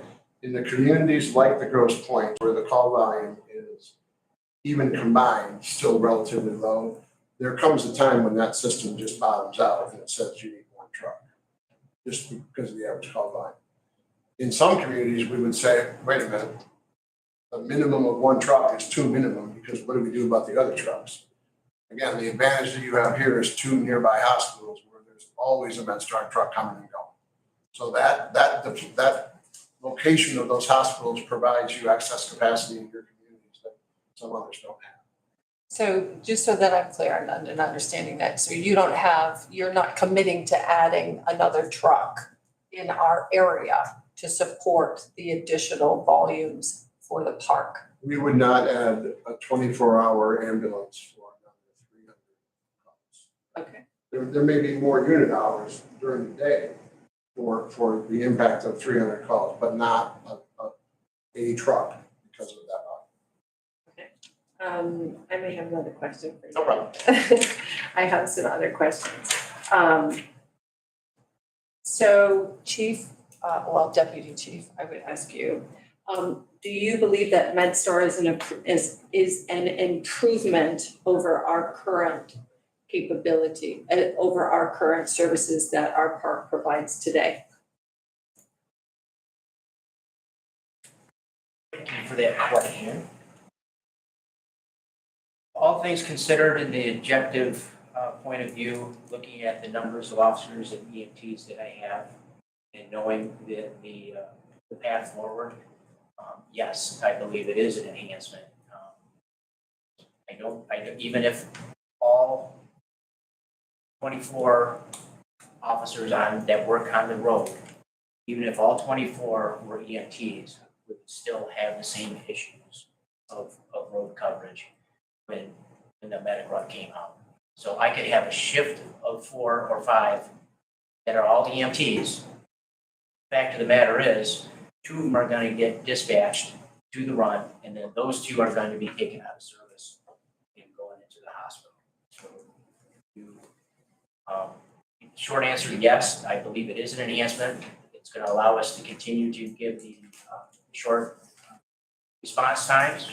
And it's also going to allow us to transfer care over if necessary to a higher medical authority, to an ALS unit, should that be, and then it allows us to get back into service and do the visibility and get on patrol to answer other calls for police, fire, and possibly EMS.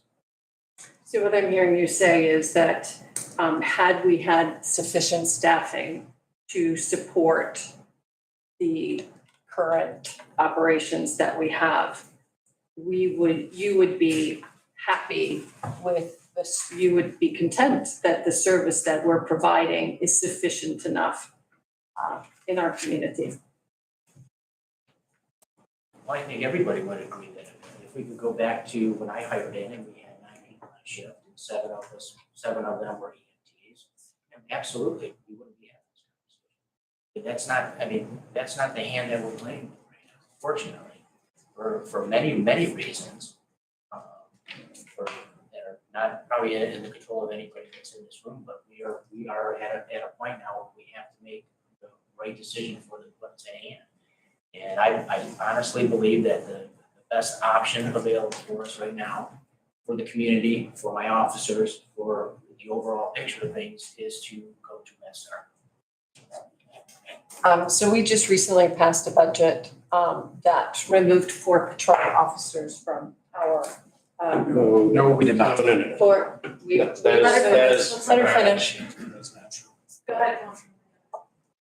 We did not replace 4 public safety officers in our community in the budget that we just passed.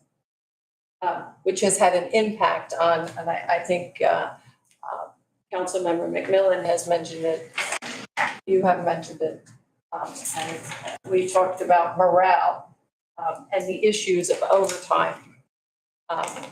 And specifically, the issues that the overtime having a negative impact on the morale of our public safety department. These were also specifically addressed to those public safety officers who have EMT training because of the requirement for EMT to be able to respond to our residents.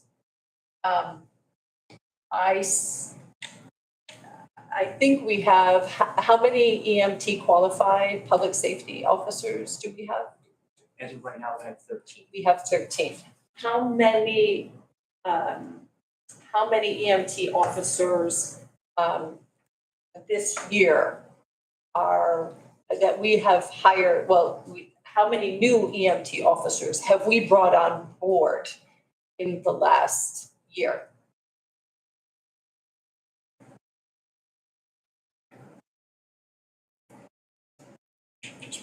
Last calendar year. Had one new hire, all that was, Cory Farmer, so One. And how many in the last year have we trained of the existing? How many have opted to or are required for EMT training in our community? nobody is required. We did attempt to train in-house. We do have a paramedic who can instruct the EMTs. We tried that with 3 officers and they passed the curriculum. For some reason, they were not able to pass the national test. And we were looking into where the disconnect is with the national test, with something that it's not jiving with what the curriculum was. Another reason why that probably didn't take is, when you're trying to instruct in such a topic,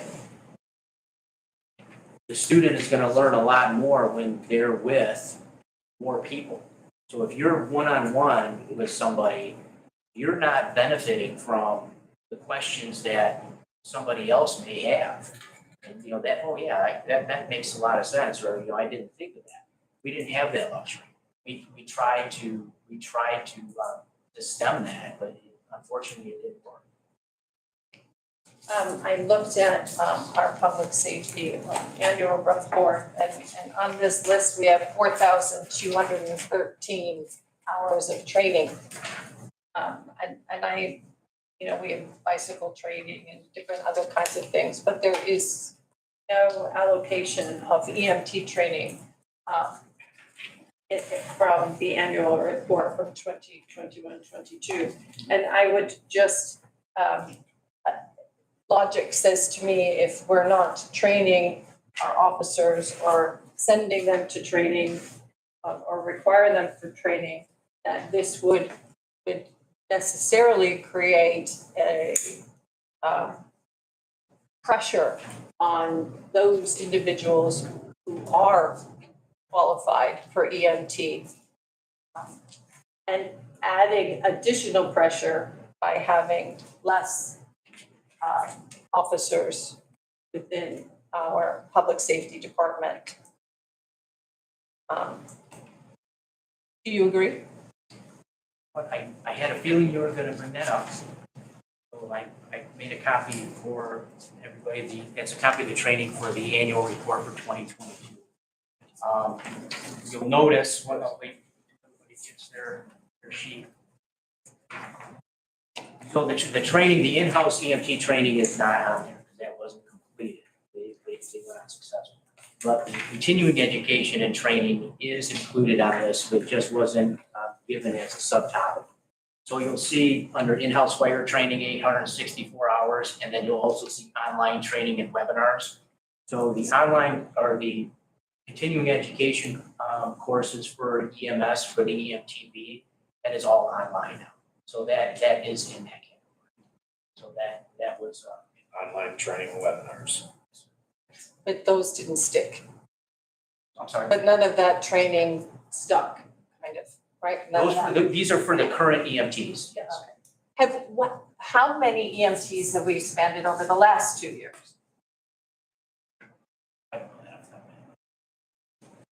Or 3 years?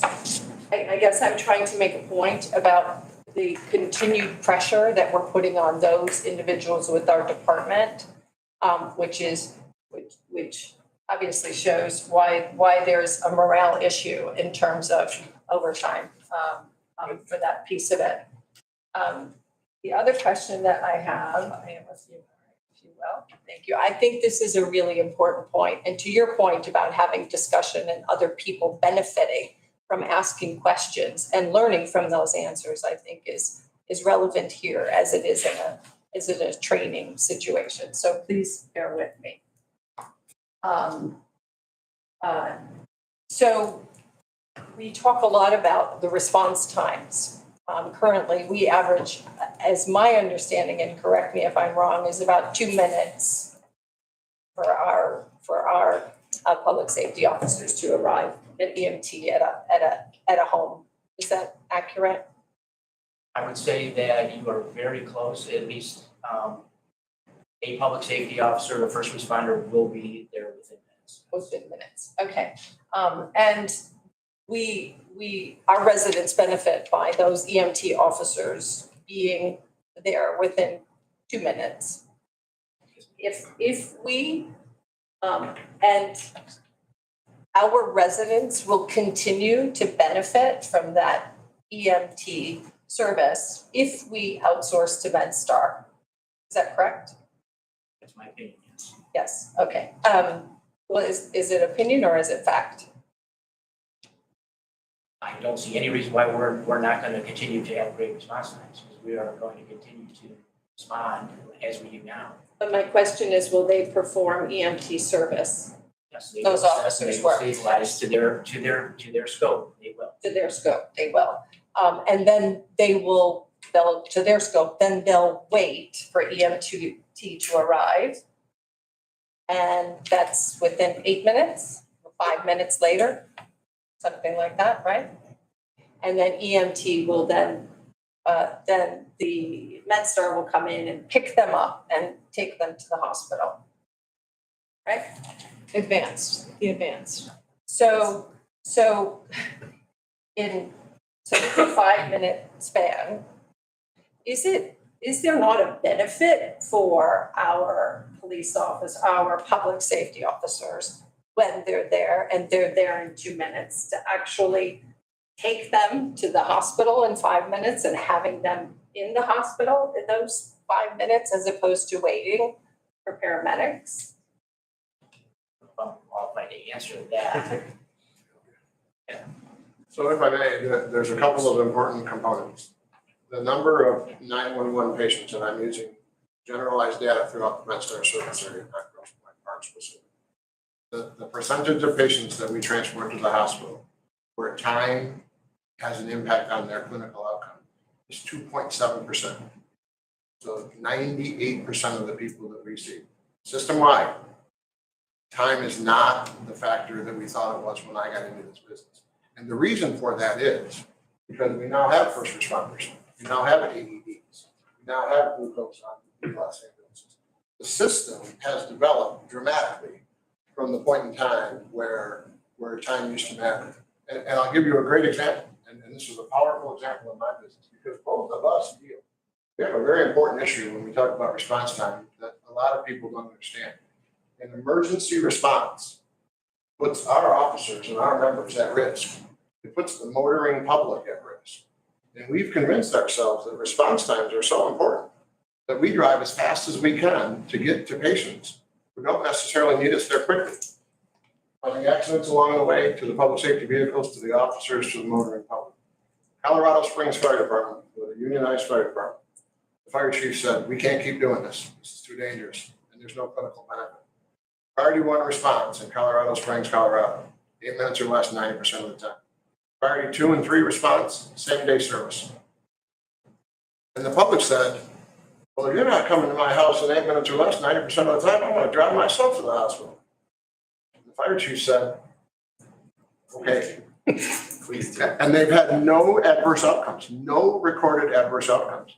So what we're doing in the system is the first responders are responding first. And they're there 2, 3, 4 minutes before the ambulance arrives. The ambulance walks in and we say, hey, Jim, what do you got? I got a 42-year-old guy fell down the steps, looks like he broke his ankle here. I got a set of vital signs and I've gathered up some of his medical history.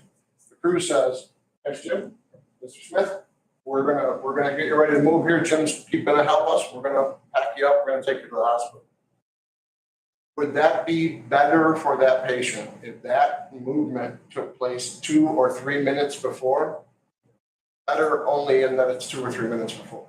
The outcome of that extremity fracture, that abdominal pain, even the cardiac condition, the treatment benefit far outweighs the time benefit. And putting the officers back in service. We can, a lot of times we show up and say, hey, we're good. And the public safety partners are like, good, I'm gonna go back in service. That return of 2 officers to serve as patrolmen in the city, 2 officers back in service, and he gave the hospitals a little bit of credit. It's 45 minutes from our arrival to leave the hospital.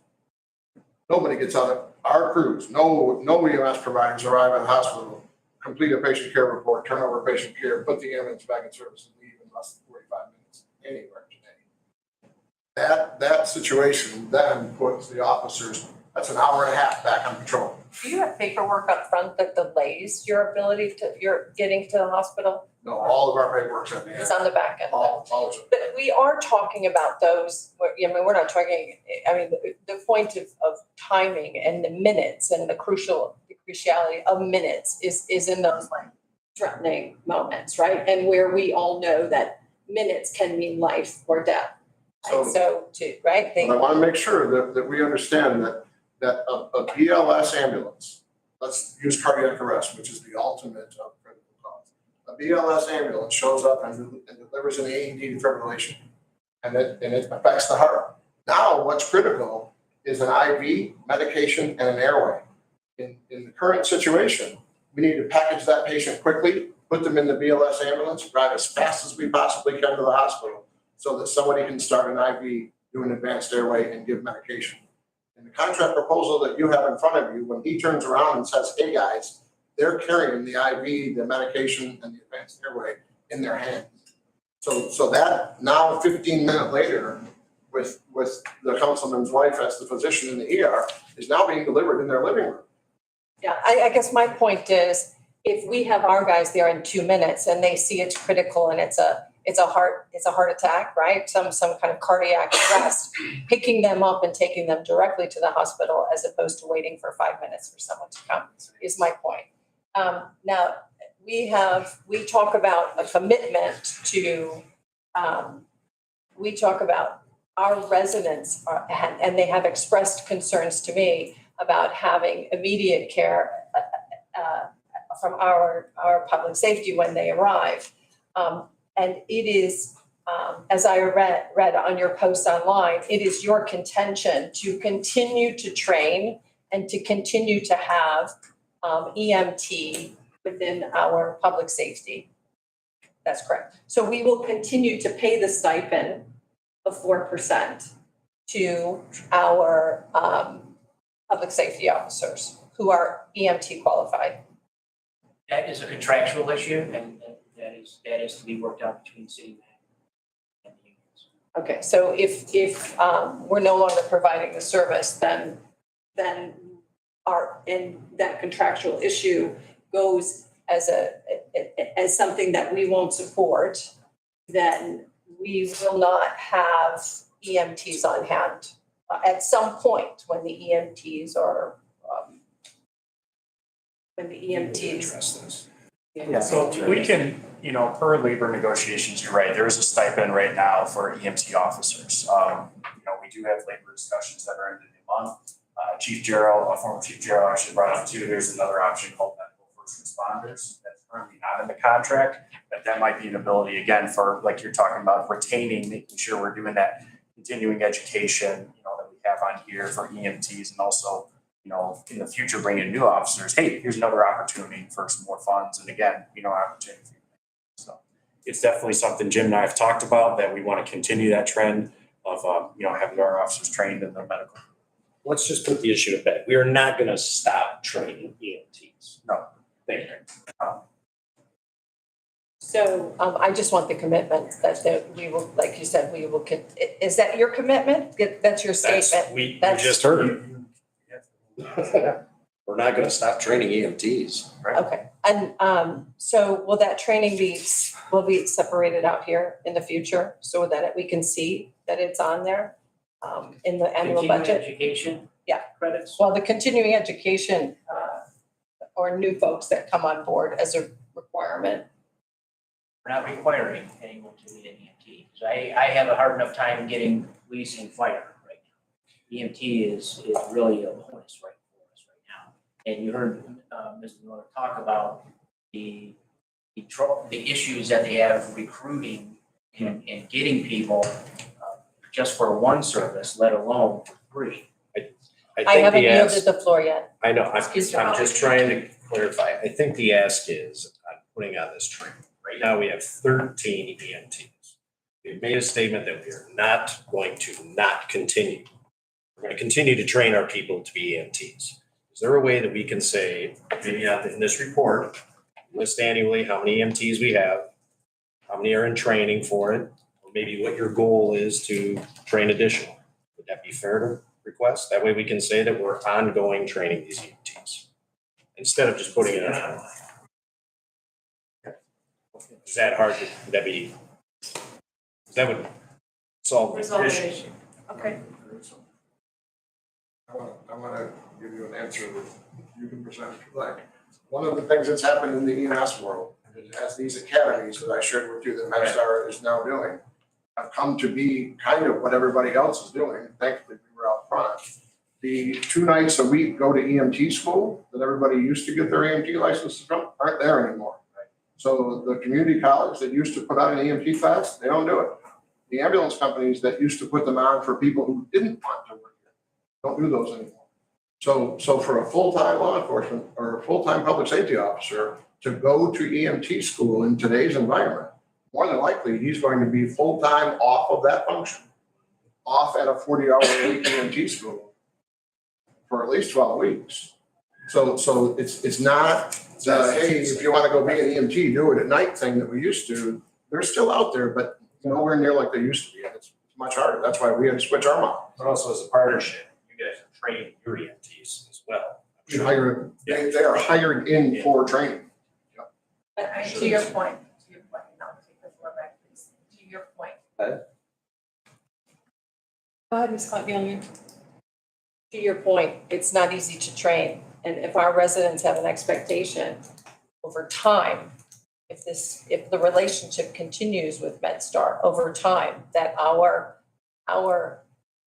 public safety officers, there will be less and less EMTs to support that immediate response unless we address what I think is the fundamental issue of staffing that enables our community to continue the quality of service that we have expected as taxpaying residents within our community. It is my understanding, I get the feeling that it's not like a full-on endorsement of moving into MedStar. It's a capitulation because of a lack of full staffing. And a morale issue and an overtime issue. Is that a fair statement? We have a couple options. First one is to stay status quo, and I think that is just gonna run my officers into the ground and burn them out and pay more in overtime and fringe benefits and see people leave. Or we can look at our options, and MedStar has been in the Grosse Points now for over 20 years. tried and they're tested. Where Grosse Pointe Park is not the guinea pig. We're simply following the example of the other Grosse Pointes and supplementing their use for an ambulance service. And actually, we're using them as a partner to take over our ambulance service so we can serve them in the police and the fire area.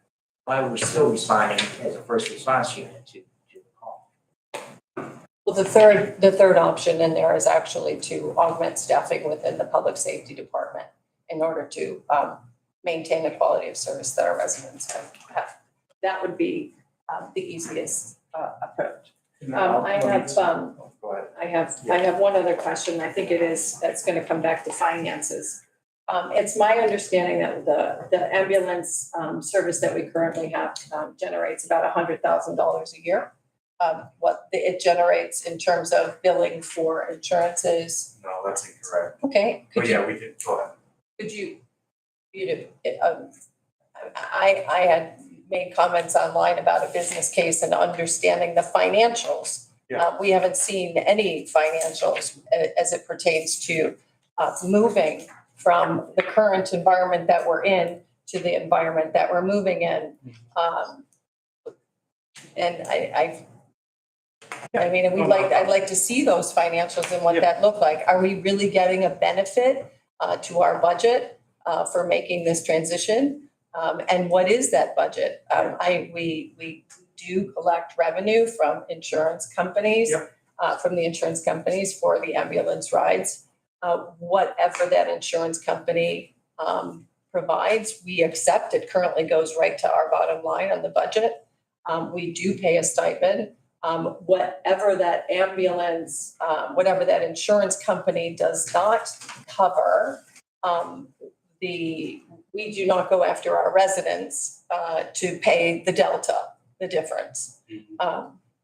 With MedStar, it is my understanding, and maybe you can address this, that you will bill the insurance company, and if there is excessive extra fees, more fees than the insurance company, is that you will go directly to the residents and bill the residents for that, for those funds. So I'll answer one question first, then Colby, if you want to go ahead and address insurance, and then Jim address shift.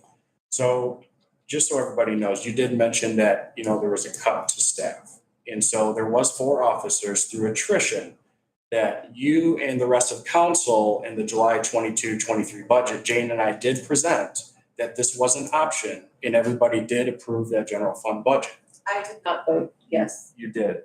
This past budget, you voted no, but we're talking last year. A year ago. So I just wanted to clarify that. To your point, if you had 4 officers come back today, you're adding 1 more officer per each shift. And we allow 2 officers right now on a shift to go on vacation or sick or whatnot. So at a minimum staffing at that point, we're at 5. But at that point, Jim may still have a situation where he may not have an EMT possibly on that shift. So he's having to call in still the overtime issues that we're having. To the point of the business and, the cost right now. Last year, we got about $72,000 in the ambulance service. So that's the revenue part is where that we were coming into. And it was floating about 70 to 80,000 if you looked at the last couple of years. Then we have the Acumed, which is the ambulance service. So we pay that service and they actually, send a bill to the residents working with them. And Colby, you'll be able to explain that next. And then obviously there's the stipend, which right now, again, that's part of, contracts that we can discuss. And I think both the union and the city see that there's definitely a bendable agreement working out there to incentivize that training. And then we got the capital, you got the rigs, you got the AEDs. And those are one-time fees and ongoing, but you did mention, Councilmember Brenner asked a question about the 10,000. That's an ongoing cost, so that will continue for the ambulance as it sits. Is that not the question you asked about the ambulance for the $10,000 cost? Well, we address the insurance. Sorry. I'm sorry. And for the budget that was just passed, we cut $522,000 out of the budget for next year's budget for public safety wages, correct? So again, that was because the past budget, we discussed that through attrition, there would be several officers. And then also we did a former Chief Gerald that, through the again, budget concerns, and, moving in there, we did cut that position. So the 2022 FY budget included the 4 that we lost due to attrition that had a unanimous vote. And it was the Yes. 2023 budget that we just approved. Yes. That does not include Does any not include. reductions. Yeah, that's current staffing. Thank you. And hiring another officer right now because we do have a retirement, Tom Gamachino that retired. Are we not saying we have a surplus in this year's budget by selling off a one-time asset and reducing $522,000 from the public safety wages? No, that's definitely correct. This is a one-time that we did address in the budget, that to say, look at this as a one-time, whether or not that sale actually happens or not. We still have to look at this, that we are running in a deficit budget right now, that if we're keeping in that mind, if we're keeping in that mindset that I would be like you, I would look at that 200,000, that may not happen, but we did budget for it and, we're gonna keep doing what we Well, can. we still dramatically impact the deficit, but still have to be a deficit. We Mr. still Conrad, need to Board be- Clerk? One-time sale that may happen. Right. The other thing that helped us this year was the Headley Road back. That did not take place due to inflation. We cannot guarantee that that's gonna happen every year. That was another thing. So it's $800,000 to the good, but right now I'm looking at it as a one-time injection. We're lucky if the Headley doesn't go back next year. So, Taylor, you have any further? so we yes, can- I would just like to say, when we have a proposal where we asking this board to make a vote on changing a significant change to how our residents are provided from a public safety perspective and a health perspective. At a minimum, we should see a business case that supports it from a financial perspective. And we don't see that, and I see that as a shortcoming in this The director and I would be environment. happy in the future, again, anything public safety, if you want to talk with us and sit down and we can call scenarios in the future, happy to talk. Well, I'm just saying, Yeah, when no, you I- put a proposal in front of this board and you're asking us to make a vote and you haven't provided the financial documentations to help us understand what the benefit is gonna be, I think that's a mess. I have no further questions. Yes, Mr. Rowland? Thank you. I think all we want is the best patient outcomes for our residents. I'm all for this. I work at Henry Ford Health System. My office overlooks the helipad. So I see you guys flying out of there. My other window overlooks the ambulance bay at the ED. I see you guys there. I don't know if you know Andy Brown. So Andy Brown's a friend of mine too. So he's your rep at Henry Ford and he's a really good guy. I've known him for about 15 years. So MedStar, I see MedStar everywhere. I think our residents need to hear what you guys presented as well, because there's a lot of concerned residents with a lot of questions and you guys answer them really well. I do agree with Councilmember Gallagher that the financials would have been good to see here. We can get those out. And again, all we want is the best patient outcomes for our residents. Adding in our police morale being improved, that they'll still be the first ones that our residents start to stabilize is really important. They'll be there swiftly. So Max, if you have something, otherwise I'd like to just make a motion to approve.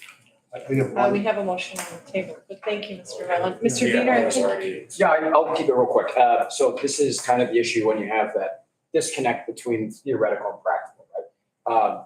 For example, regarding your EMTs, we have EMTs that are trained very well, but the people who are getting MedStar vehicles, this is their core competency. This is what they do all day long. We had 300 some runs last year, divvied up between our 13 EMTs. Well, one of the biggest things that emergency doctors will tell you is getting that clear communication from the ambulance coming in. Even if they are just EMT, if they are doing this job day in, day out, they can have a much more concise, clear explanation to the hospital coming in. So that translates to a big help. And the other issue too, again, theoretical versus practical. If you ask me in my business, how many people did I hire last year versus how many people would I have liked to hire last year? There's a big gap there. This we didn't address this yet, but this also helps one of the other concerns with public safety. We need to open up the labor pool. I know we talk about wanting more officers and applicants. It's a bit jarring right now. This is a nationwide issue. The amount of applicants you have coming into public safety is just not what it used to be. And this actually broadens out the labor pool of applicants who would be available. One of the biggest conversations I've had with not just Deputy Director Bostock, but other members of public safety as well as family members who are in other states. A lot of younger applicants, they don't really want to deal with the EMT. Again, we want to have as many people trained as possible, but if you're basically shutting out a huge swath of people who, again, they want their core competency to be the core public safety as opposed to EMT, well, right now we're shutting ourselves off to applicants precisely when we need them most. So again, that's another aspect of this that I think MedStar's going to benefit us. So that's it. Other comments? Mr. Caulfield? Just a real quick one. I know, and I do agree, bullet line item, financial impact, one page. However, if you all recall, this was part of Nick's goals that we put in at the beginning of the year. So this is not like a blindsided, oh my gosh, this is the first time we're hearing about this. We've also discussed about the budget impacts of going to this. I've had conversations with you. I know you have. We've all kind of talked about it. So yes, it would be nice to see a bullet point, but I want to make it clear that this is not just a last minute, we're going on this. And quite honestly, I rely on the input of you, the professionals and the administration who are doing this day in, day out. So this didn't come from us. Colby started answering a question with Billy. Can we let him finish? Oh, sure. It's an important question. And before I start, one very important point. This concern that you all have was experienced in Grosse Pointe Woods and Grosse Pointe City. And I will tell you that in both of those transitions, the number of complaints, the number of concerns that came in after implementation day can be counted on less than one finger. There were none from residents that were very concerned. So there's a lot of concern, there's a lot of angst, but we've done this before. And we know the communities that we do, or we wouldn't bid the job. So take some solace in the fact that we've done this before. Billing's an important question. Every time we submit a bill, the insurance company says, Mr. Wiener has a copay. We are responsible and required by the insurance company to send him a bill that says your insurance company has paid this much of your bill. You either have a deductible or a copay. Please submit the bill. People will call and say, I'm having a hard time, I'm laid off. We set up payment plans immediately. The only people who go to collections in our place are the people that we don't hear from. And every copay or deductible is automatically sent to the patient. Beyond the copays and deductible, everything else is written off to contractual adjustment. So if our bill is $10 and the insurance company says we pay $4, and we need to bill the patient for $2, we bill the patient for $2, and the other $4 goes to contractual adjustment right off the top. That is 52% of our billed revenue is contractual adjustment before the bill even goes in the mail. And 15% is bad debt. So it's not a fun day in the ambulance billing office anymore. But the idea that the only patient, and I'll be honest, we contract with all the local payers. If somebody comes through our service area that happens to be visiting from Wyoming, and they have Wyoming Electrical Workers Union health insurance, we probably don't have a contract set up with that payer, and we can't waive that copay or deductible. Because if we do, we're violating our agreement with Blue Cross of Michigan, Health Plus of Michigan, all the other payers in the market. So what we do with copays and deductibles are driven by what the payers require us. And I tell everybody all the time, they say, well, hey, but can't you waive my deductible? Can't you let me slide on this copay? And our answer is, well, theoretically we could, but we have to notify the payer that we did. $100 copay. You just get to pay the hospital $100 more because the copay has been adjusted by the payer. You're not off the hook. They just moved the debt. So our billing is completely structured by the payors, and the patients only receive the bills that we're required to send by whoever the payer is. 100%. Is this what we do currently in our operations? Is this how this billing is handled in the current operations we have today? So the way the billing goes is the reports go to Acumed, our third-party billing company. Acumed bills the insurance company, and similar to what Ms. Miller said, if there is a copay or there's an adjustment, then that resident is billed. And periodically, I will get a sheet of a couple accounts that just haven't responded or haven't paid for whatever reason. And so then it's incumbent on my office to look and take into consideration each one individually and see what the situation is. And I do have some latitude and I do have some discretion. And how many of those do we go after and pay? To pay our residents, how many of them do we go? I don't get that many as it is, and I would say probably less than 50%. So I can tell you that we had 1,200 hardship waivers at MedStar last year, where the patient fills out a form. It tells us their financial situation, gives us proof of their income, and says that I'm struggling to pay my bill. Of the 1,200 received, 1,200 were granted. So any patient who takes responsibility for their bill that truly can't pay and can validate that situation. Because Medicare comes to me and says, you have to prove that you waived somebody's bill. Or I'm committing Medicare fraud on the ones that I do collect. 100% of our hardship waivers are approved in MedStar. And that's part of being a community service. And that's across how big of a district? 189,000 requests. But 100% of the requests are. All right, team, so to kind of wrap this up, I think it's very clear this body's taking this issue very seriously. And I would really like to thank our team for helping to clarify and resolve some of the issues and concerns that have been circulating on social media and just in general. We really honor the team that we've hired to do this job for us. And would like to suggest too, on that note, that perhaps the next step, depending on how this vote goes this evening, no assumptions, but that communication with the community is going to be really important. And perhaps Councilmember Brenner and Mr. Seisland, you can work together to make sure that good information is out to the community. And I just want to summarize some of the key points, because I know for me in preparing for this meeting, I set up 2 columns here, a rationale for no and a rationale for yes. And the yes column has a lot of great opportunity here for the community. One, it's clearly a higher standard of care. 2, it puts more PSOs on the road more quickly. It's been proven by our peer communities. This is the first, we're not the first, we're not trying this out, and that's been over the course of 20 years. It's clearly an enhancement. There are no adverse outcomes. Our response times will not change. Long-term, we have the opportunity for some significant savings.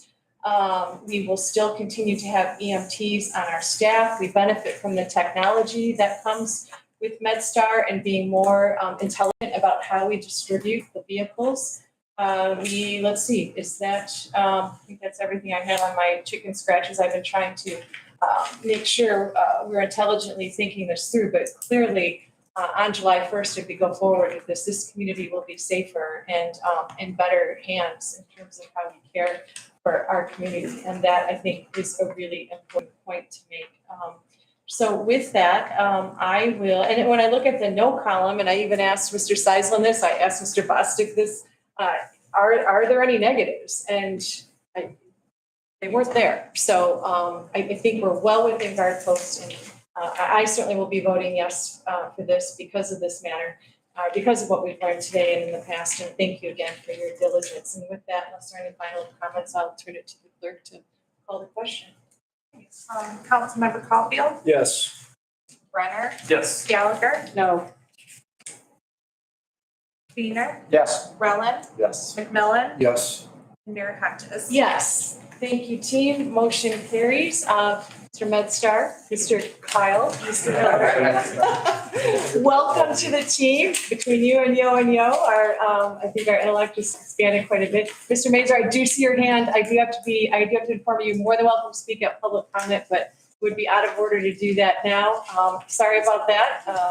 But nonetheless, I want to make sure that I do see you there. Okay, thank you very much. Moving on to adoption of Act 88. The motion up for your consideration is to approve the resolution to opt into the Reciprocal Retirement Act that will allow the city manager to get Grosse Pointe Park in as a reciprocal unit of government for the purpose of meeting pension eligibility requirements and to authorize the city clerk to certify and file the same. Is there a motion? So moved. Moved by Wiener, seconded by McMillan. Mr. Seisland? Yes, so Public Act 88, known as the Reciprocal Retirement Act, was adopted in Michigan in 1961 for the preservation and continuity of retirement system service credits for public employees who transfer their employment between units of government. So, state government to local, local to township, vice versa. And the act allows for the combining of years of service for multiple employers so that employees may meet their vesting requirements. For example, going to public safety, our public safety department has 10 employees who worked in previous communities prior to Grosse Pointe Park, and I'll get into further detail of how that actually impacts and what that means. It's important to note that even though the city will be counting an employee's previous and future years of service at other municipalities, this counting will not impact the pension benefits the employee will receive from the city. So, for an example, if Act 88 were to be adopted today, the employee could retire from Grosse Pointe Park with a 17-year pension instead of 25. So many of our officers, they can retire at 20, whichever comes first. And in this, safety officer could retire at 17 years with a full pension. So that liability to Grosse Pointe Park is 17 years instead of 25 years. And then that remaining between the 25 to 17 is on the community that that employee was previously employed at. And so that also goes for the 60-10 model, which the other vesting requirement at Grosse Pointe Park is 10 years it vested and you can retain it at 60. So, I will be at about 7 years in July. And so, for example, that could be if I had credits from another community, I could use 3 years, from that community and then 7 in Grosse Pointe Park, and I would be vested for a pension. It's also a recruitment tool as we're looking to recruit employees. You'll note a lot of our public safety officers, as well as those in the public works department. I mean, public safety alone, we've got officers from DPD, Detroit Police Department, Grosse Pointe Shores, Harper Woods, that they all now would be able to retain those credits from those communities. So they don't have to stay the years if they don't want to. It's still their choice. But that liability to Grosse Pointe Park is only for the years that they're here. So instead of 25, they're collecting 17. So it reduces their liability. There's over 400 governmental units that have adopted Act 88. All the other Grosse Pointes have currently done so. We are the only one that is a MERS community. So if I was an employee coming from farms who's on their own pension system, I could come into Grosse Pointe Park, and now I could combine those years of service from the farms, the park, and then collect the pension, which you would have the credit from Grosse Pointe Farms would pay the liability of the prior years, and then we're paying on the liability of those years.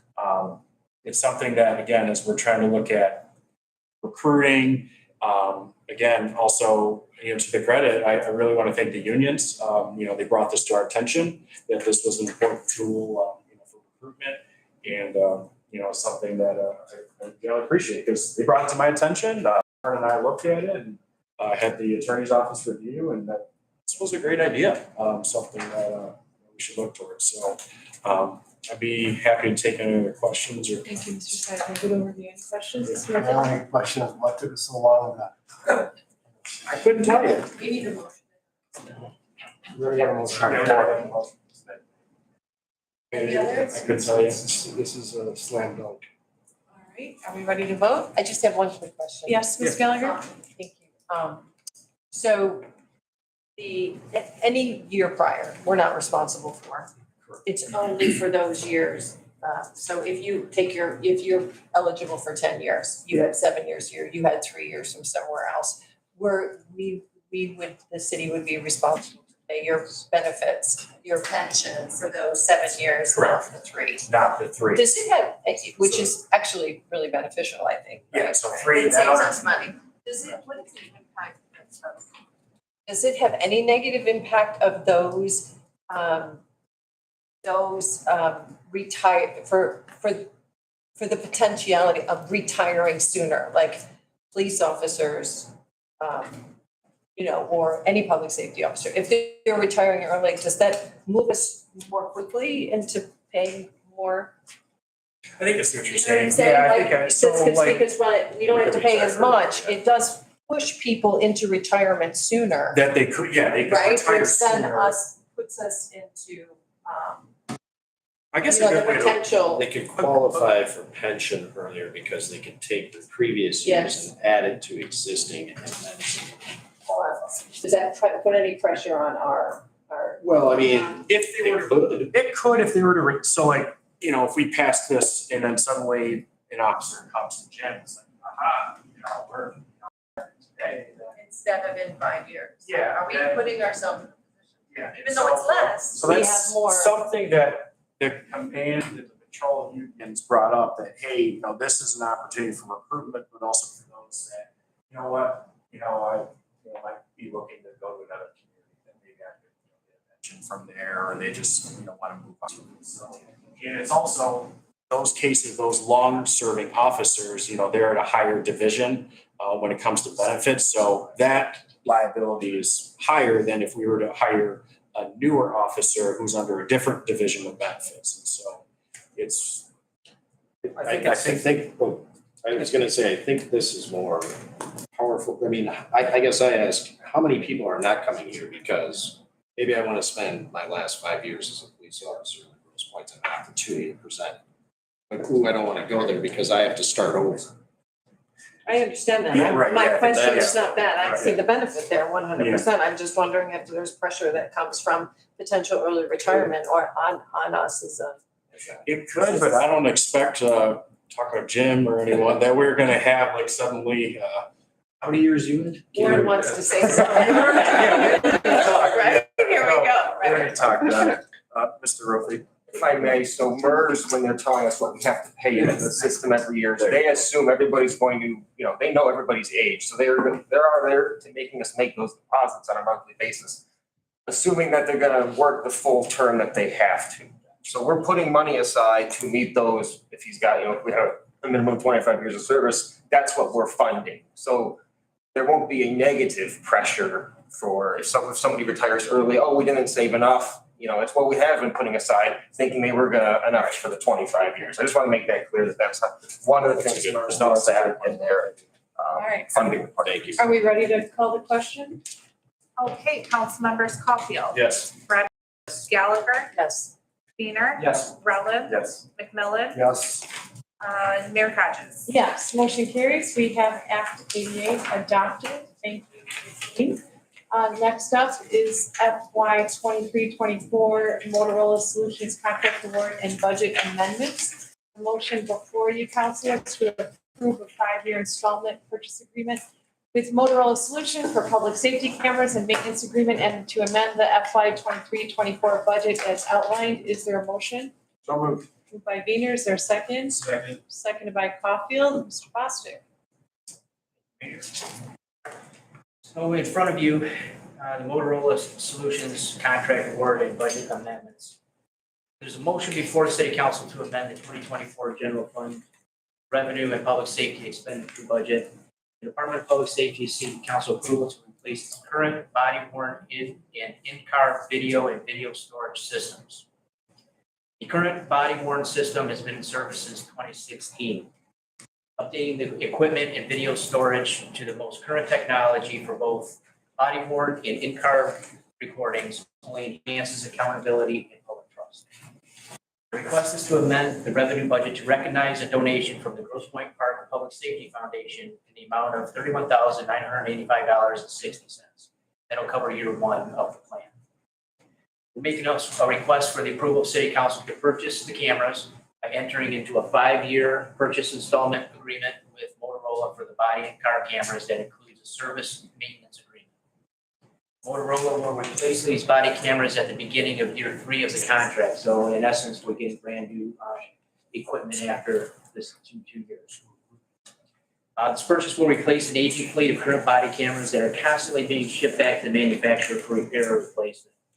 The current system has reached the end of the life and will no longer be serviced by the end of this year. The purchase will include 16 body cameras and 8 in-car video camera systems and a storage platform on a secure cloud network, which will bring us up to date technology-wise. Requesting the installment purchase award and amend the expenditure budget by first canceling and then reappropriating the funds. Thank you, Ginger, for that language. In place of this budgeted, adopted budget that was in the rental agreement, also to include the budget for contractual services needed to be installed for the in-car cameras, not to exceed $4,500 from Canfield. So the financial impact, $31,985.60. Take any questions about the aging body camera. Questions? Just to make sure we're procedurally correct, the motion we just put on the table does not acknowledge the gift from the foundation. However, I believe it is in the resolution here. The 1, 2, 3, 4th whereas, where we're recognizing the Grosse Pointe Park Public Yes. Safety Foundation, is that adequate, Mr. Kelly? Yeah, Or that- do we need to amend the actual motion? No, the motion, Okay. the resolution. Just pointing to the council and its So we're, okay, so just make sure you all understand that we are also formally accepting the gift from the foundation. Any questions for Mr. Bostic, or are we ready to call the roll? I'm sure you'll say the thank you to the Grosse Pointe Park. Well, yeah, I was gonna wait till we had it, but yes, absolutely, Mr. Beaner, go ahead, I'll let you. No, have the I honors. don't know. If anyone should be Chair McMillan, but anyway. All right, well, we'll vote and then we'll celebrate. Ms. Bach? Okay, council members Caulfield. Yes. Brenner. Yes. Gallagher. Yes. Wiener. Yes. Brellen. Yes. McMillan. Yes. Mayor Hodges. Yes, motion carries. We are in a much better position yet again. Mr. McMillan, did you want to say anything? Yes, I think that the Grosse Pointe Park Public Safety has done a tremendous job since it started a couple of years ago. And our city is so much better off with them on our side. They really do a great job. Thank them. It's truly a wonderful partnership that we have, and we look forward to amping that up even more as we look at cooperative opportunities on law enforcement and the public safety front. So thank you to our foundation for being such an exceptional teammate on that front. Okay, next on the agenda is FY 23-24 Revenue and Expenditure Budget Amendment for Grosse Pointe Park Foundation donation. Mr. Bostic. Yes, we're learning it's. Running out of tabs here. And actually, while you're looking, we will get the motion on the table, if that's all right with you. So the motion up for consideration is to approve that FY 23-24 general fund budget amendment in the amount of $6,400. Reference to the accompanying resolution moved by McMillan, seconded by Gallagher. Go ahead, Mr. Bostic. We're making a request for the approval for the city council to allow myself and Lieutenant Terry Hayes to attend the 2023 International Association of Chiefs of Police Conference to be held in October in San Diego.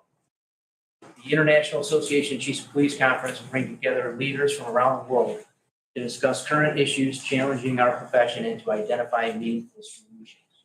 Offering more than 200 educational sessions, engaging conversations, and an expo hall filled with offerings, products, and services that will help our public safety department best serve our community.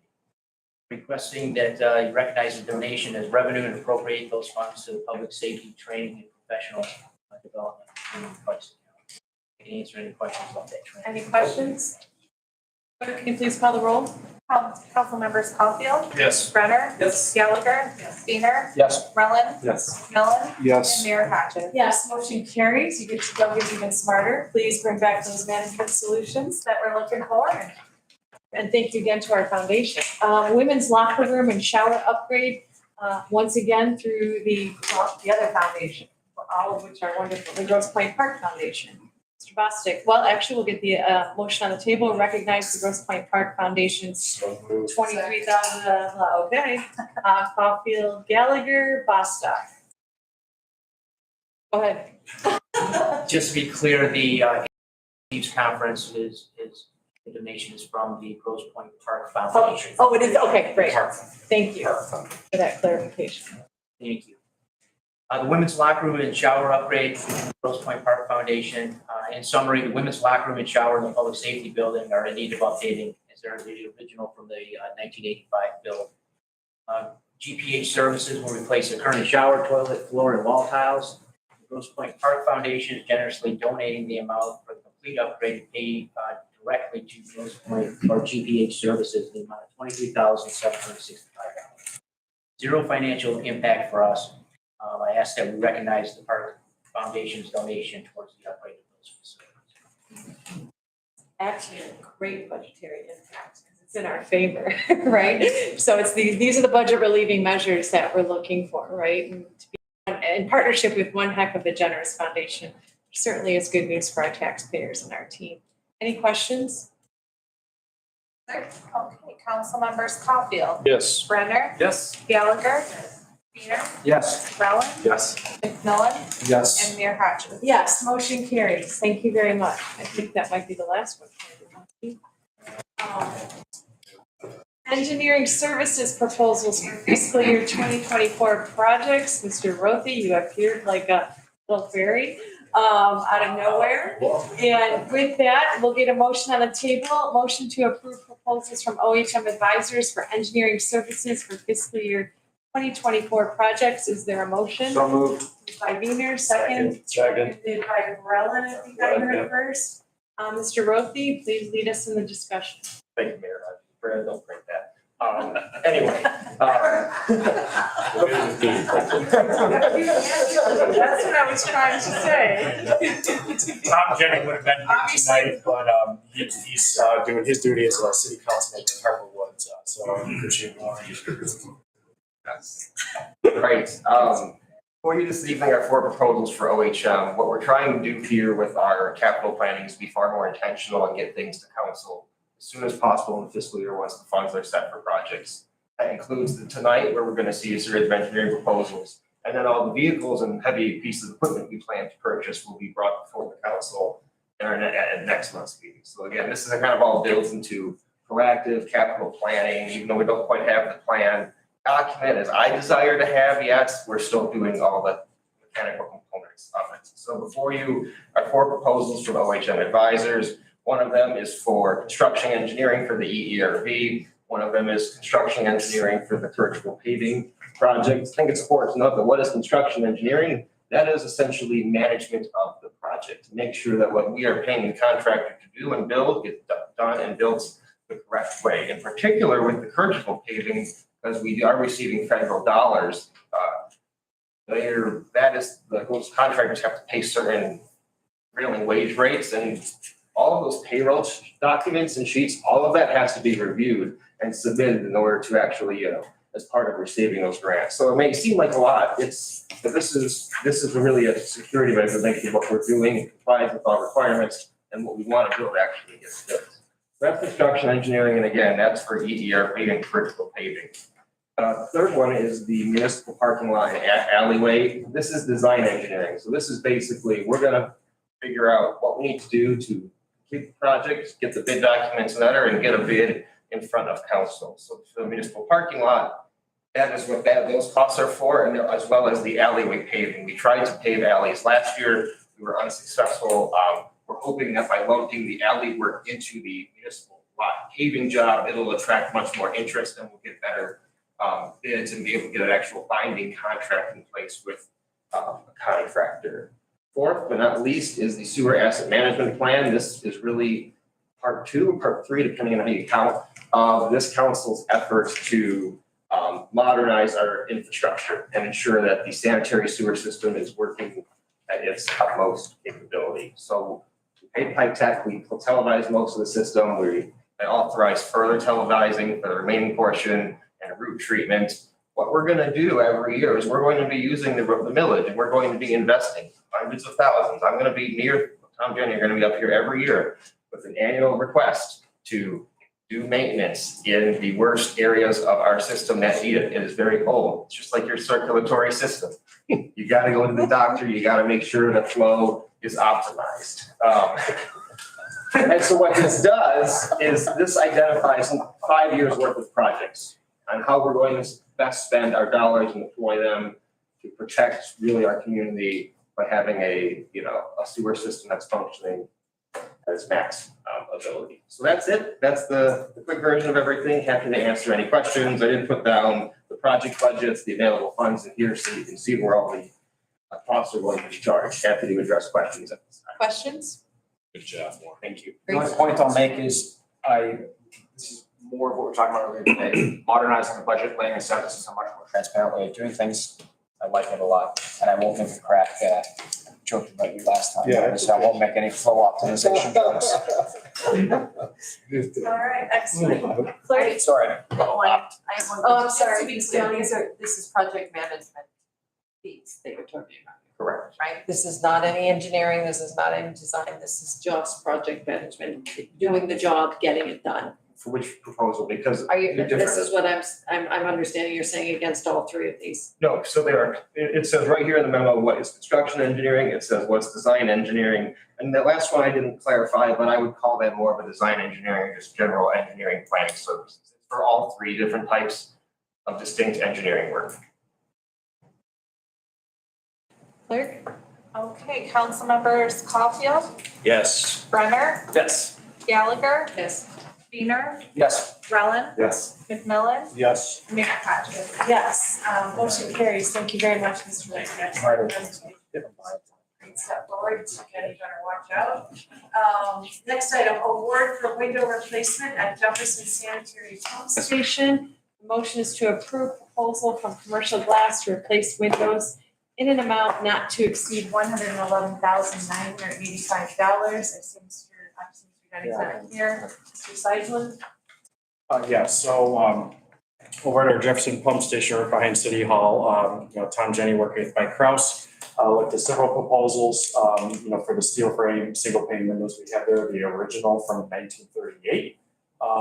They're in the current condition, there's several broken panes, rotted frames, where you can't operate them, provide air circulation during rain events. You got rain coming into the building and snow into the building, and so it's a mess when it comes to heat and cold and managing that facility. We struggle to maintain, having those, but it's held up since 1938, so it's done quite a job. Of the three proposals, only one Commercial Glass met the full scope of the work. Mike Kraus and Tom Jenny met with all three contractors, reviewed the bids, and is their recommendation for this Commercial Glass. Any questions? Yes. Who did the windows for City Hall? The architect was Spicer. And they chose the white They chose, casing? yes. Okay, so they screwed all that up. Okay, so they're not involved with this. It wasn't my choice. No, I'm just saying that, because that looks really bad. There was a rumor that it was like. No, the white windows, No, no. I'm married to an architect, so I hear about it every time we come down the street. I hear about it, I think about it every time I read Yeah. So, and I see down here you have dark browns and black, you'll pick that out. That's in the scope of it too, it's commercial. It's a little bit different scope. Good, thank you. And I lived in a house that had windows like this, so, yeah. My only comment is I've been in that building and they need to be replaced so bad. So this is huge. It's probably save money on heating too. Yes, we'll save money in heating, and Mike's got all of his equipment in there, computers and that too, especially managing the station, and so he's got guys coming in and out all the time, and just to have functioning windows for, flow. Yeah. I just have one comment. I think you said that it wasn't your responsibility about the white windows. Who made that decision? I didn't say responsibility, I said I didn't make a choice of whites. That was the recommendation, from through the architect, to go ahead and do that. But it does sit on your lap, quite frankly, I believe But that you choose. I did But ask staff too. But I would, And- my only comment here is Yeah, that I would also recommend Yeah. black. Because the white is horrendous. So, thank you. That's one person who can. Clerk, if you could, I believe I read the motion, but didn't get a motion. That is correct. Okay, so is So there, moved. moved by Wiener, seconded by Rellin. Could you please have a call? Yes. Council members Caulfield, Yes. Brenner, Gallagher, Yes. Wiener, Yes. Rellin, Yes. McMillan, Yes. Mayor Hodges. Yes, motion carries. New windows are on the way. Thank you. Next, DTE Energy LED light conversion proposal. The motion would be to authorize the city manager to enter into the master agreement for municipal street lighting with DTE Energy. Is there a motion? So moved. Second. Wiener, Caulfield, Mr. Seisler. I'm gonna admit, I don't have a copy on me right now. Does someone have a copy? Yes, yes. I did not, I apologize. No, no problem. Yeah. We have a missing beat.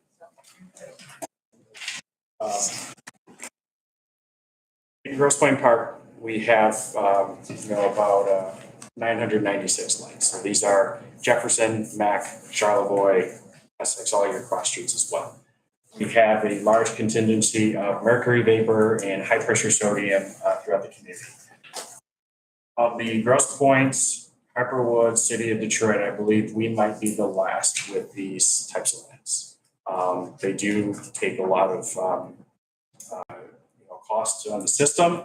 And our current rate right now, we pay is about $393,000 annually just for the streetlights. So DTE actually, when you call right now for your lights that are out, that is, DTE that goes out and replaces that. That's part of this charge is lumped in here, per, watted hours.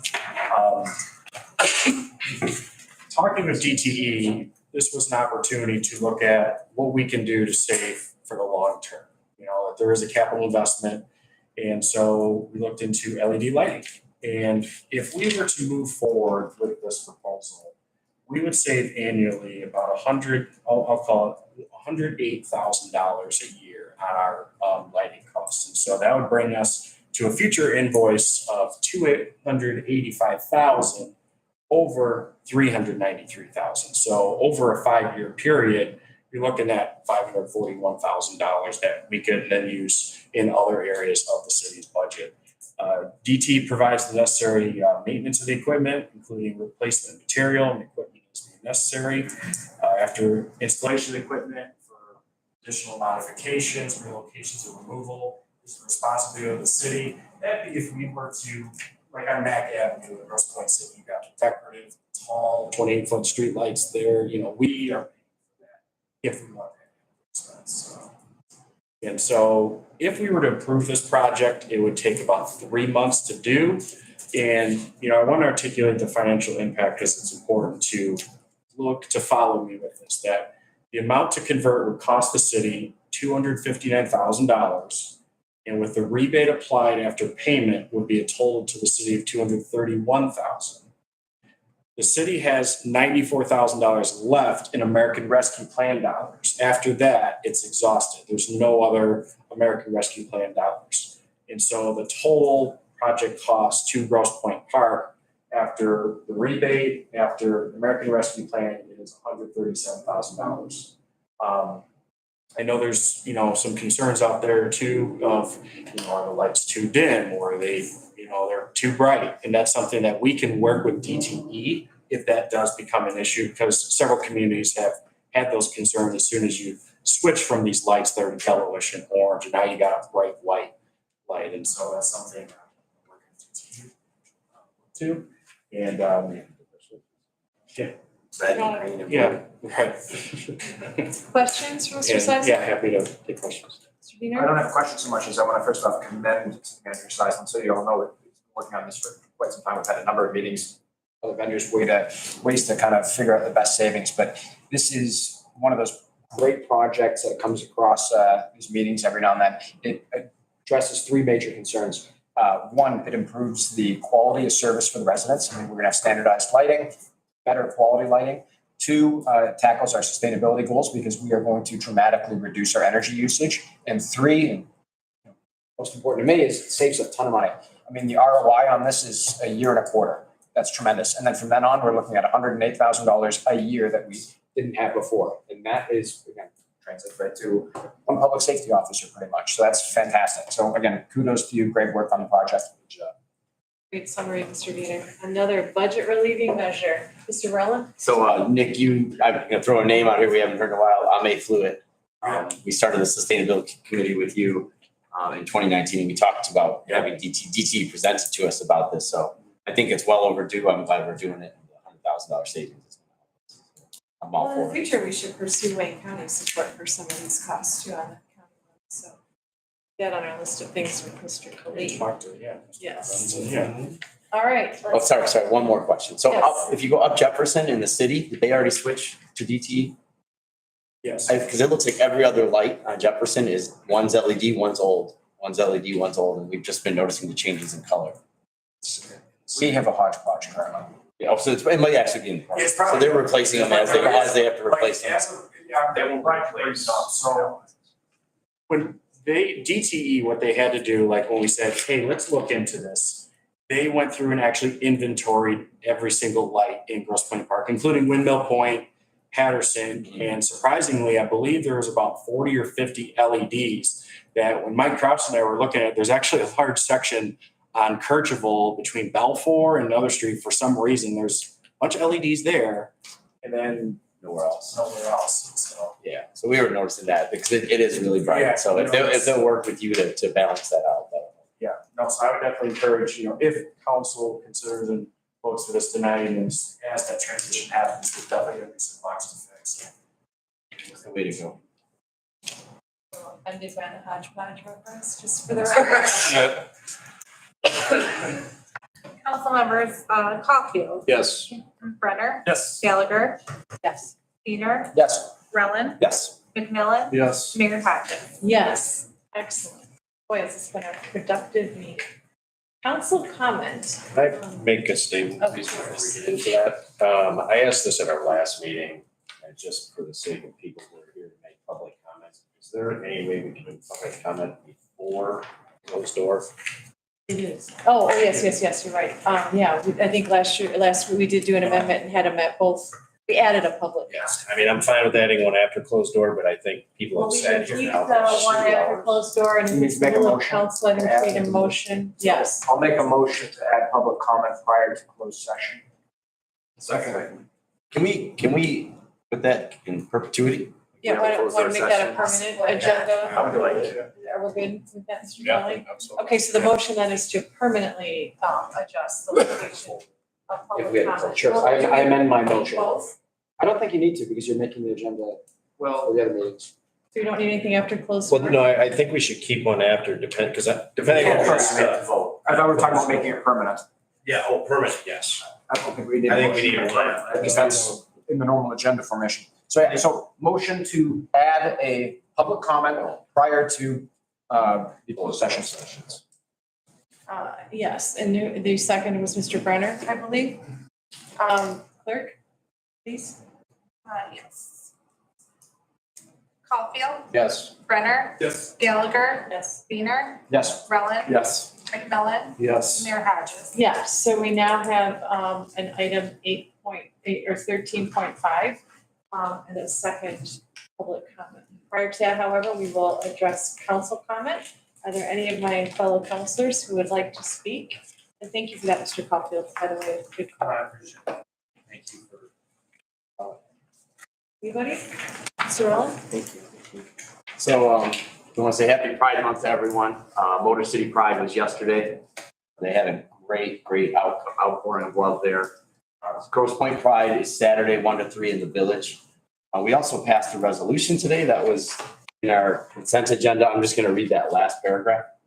Now, therefore, be it resolved that the Grosse Pointe Park City Council does hereby proclaim June 2023 as LGBTQ+ Pride Month in the city of Grosse Pointe Park, Michigan, and encourage our residents to reflect on the ongoing struggle for equality members of the LGBTQ+ that they face and celebrate their contributions that enhance our city.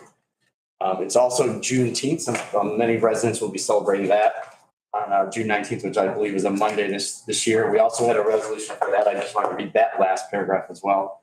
Now, therefore, be it resolved that the City of Council of Grosse Pointe Park commemorates June 19th, 2023 as Juneteenth Independence Day and recognize the devastating legacy of American slavery and encourage all residents to educate each other and future generations on the history of slavery in order to ensure this tragedy will never be forgotten or repeated, and to celebrate African American history and culture while continuing to promote a strong sense of community in Grosse Pointe Park. I'm very proud that we passed those resolutions. I wish we would have read them in full, but it's okay. And then just to reiterate what Chief Bostock mentioned, school is out on Friday. There'll be kids everywhere for the rest of the summer. Please make sure you stop before those stop signs. Thank you. Thank you, Mr. Rowland. Other comments? Mr. McMillan? Yeah, I'd like to welcome our new chief, and also at the same time like to acknowledge Chief Gerald's service here for the last couple of years. He did a great job, and you were a great teammate of his, and you guys did a great job together. So that's number one. Number two, continue to support the Grosse Pointe Park business. I think that's important. All of us should be out there supporting every Grosse Pointe Park business we can. And I guess lastly, the thing I'm excited most about the MedStar is that we're gonna have a paramedic in there. And if somebody does break their leg and they're in pain, when they get there, they're gonna be administered, medicine to alleviate the pain. So I think that's gonna be a help. Thank you, Mr. McMillan. Anybody else? I'd like, Ms. Gallagher? Thank you. In terms of MedStar and our police department, I feel like we are, I don't know if any of you have ever, I feel like we're kind of, chasing our tail. We made decisions to reduce the number of police officers within our community, not bring any more on when some retire, however you want to look at it. We've cut wages from our police department. As a result, we're making decisions about the service within our community. And I think that we're making one decision after another that is having a direct impact on the safety and health of our citizens. And I think that it is not the right steps to be taking. Thank you. Anybody else? Just a couple things. One, on the front of small business, our businesses, the beauty parlor, I had a wonderful experience there. So again, just want to make sure we're always supporting our local businesses, the Cavintuses, our great local proprietors. Why are you guys snickering? You haven't been? Come on, you should go. Wayne would welcome you with open arms. And I would like to also acknowledge Michael B. Speaking of businesses as well, I mean, that would be a wonderful nonprofit business that we all want to make sure is reality. There was a gala, a fundraising gala a couple of weeks ago now, a week ago or so. So let's continue that momentum to support that nonprofit cafe that will support our young adults with special needs. And then congratulate park residents Bob and Mary Ann Burry, who were featured at the Grosse Pointe Foundation for Public Education June 1st Gala for all of the work that they've done for the community. And that foundation has given more than $4.1 million over the course of its life. So we're proud of our park residents for being part of that. And was also happy to be part of the Blessing of the Fleet, which is another really important part of what makes Grosse Pointe Park special. So thanks to those folks. And then too, as I just looked around tonight, I'm really proud of our team, both elected and staff administration. So a very productive meeting and feel good about tonight. So thank you. With that, we will move to our public comment that has now been added. And I'd like to also acknowledge those that are watching the meeting by stream. Hopefully someday we'll get the benefit of having you in person. But short of that, is there anybody who's here with us this evening that would like to say something? See, I guess we whammied it by moving the public comment, huh? Well, just know we're all here for you at any time. And we think it's important to be working with you and in constant dialogue. Okay, so now we need a motion, counselors, to go into closed door session. Which is pursuant to MCL 15.268 and 15.243. Mr. Kelly, do we need to state the reason? No. No. Okay, so I'm sorry, who? So moved. Mr. Wiener, Caulfield, clerk, can you please call the roll? Councilmembers Caulfield, Yes. Brenner, Yes. Gallagher, Wiener, Yes. Brellen, Yes. McMillan, Yes. Mayor Condon. Yes, motion carries. We are now going to be in the closed door. Thank you all for being here tonight. You're certainly welcome to wait, and we reconvene back into open session.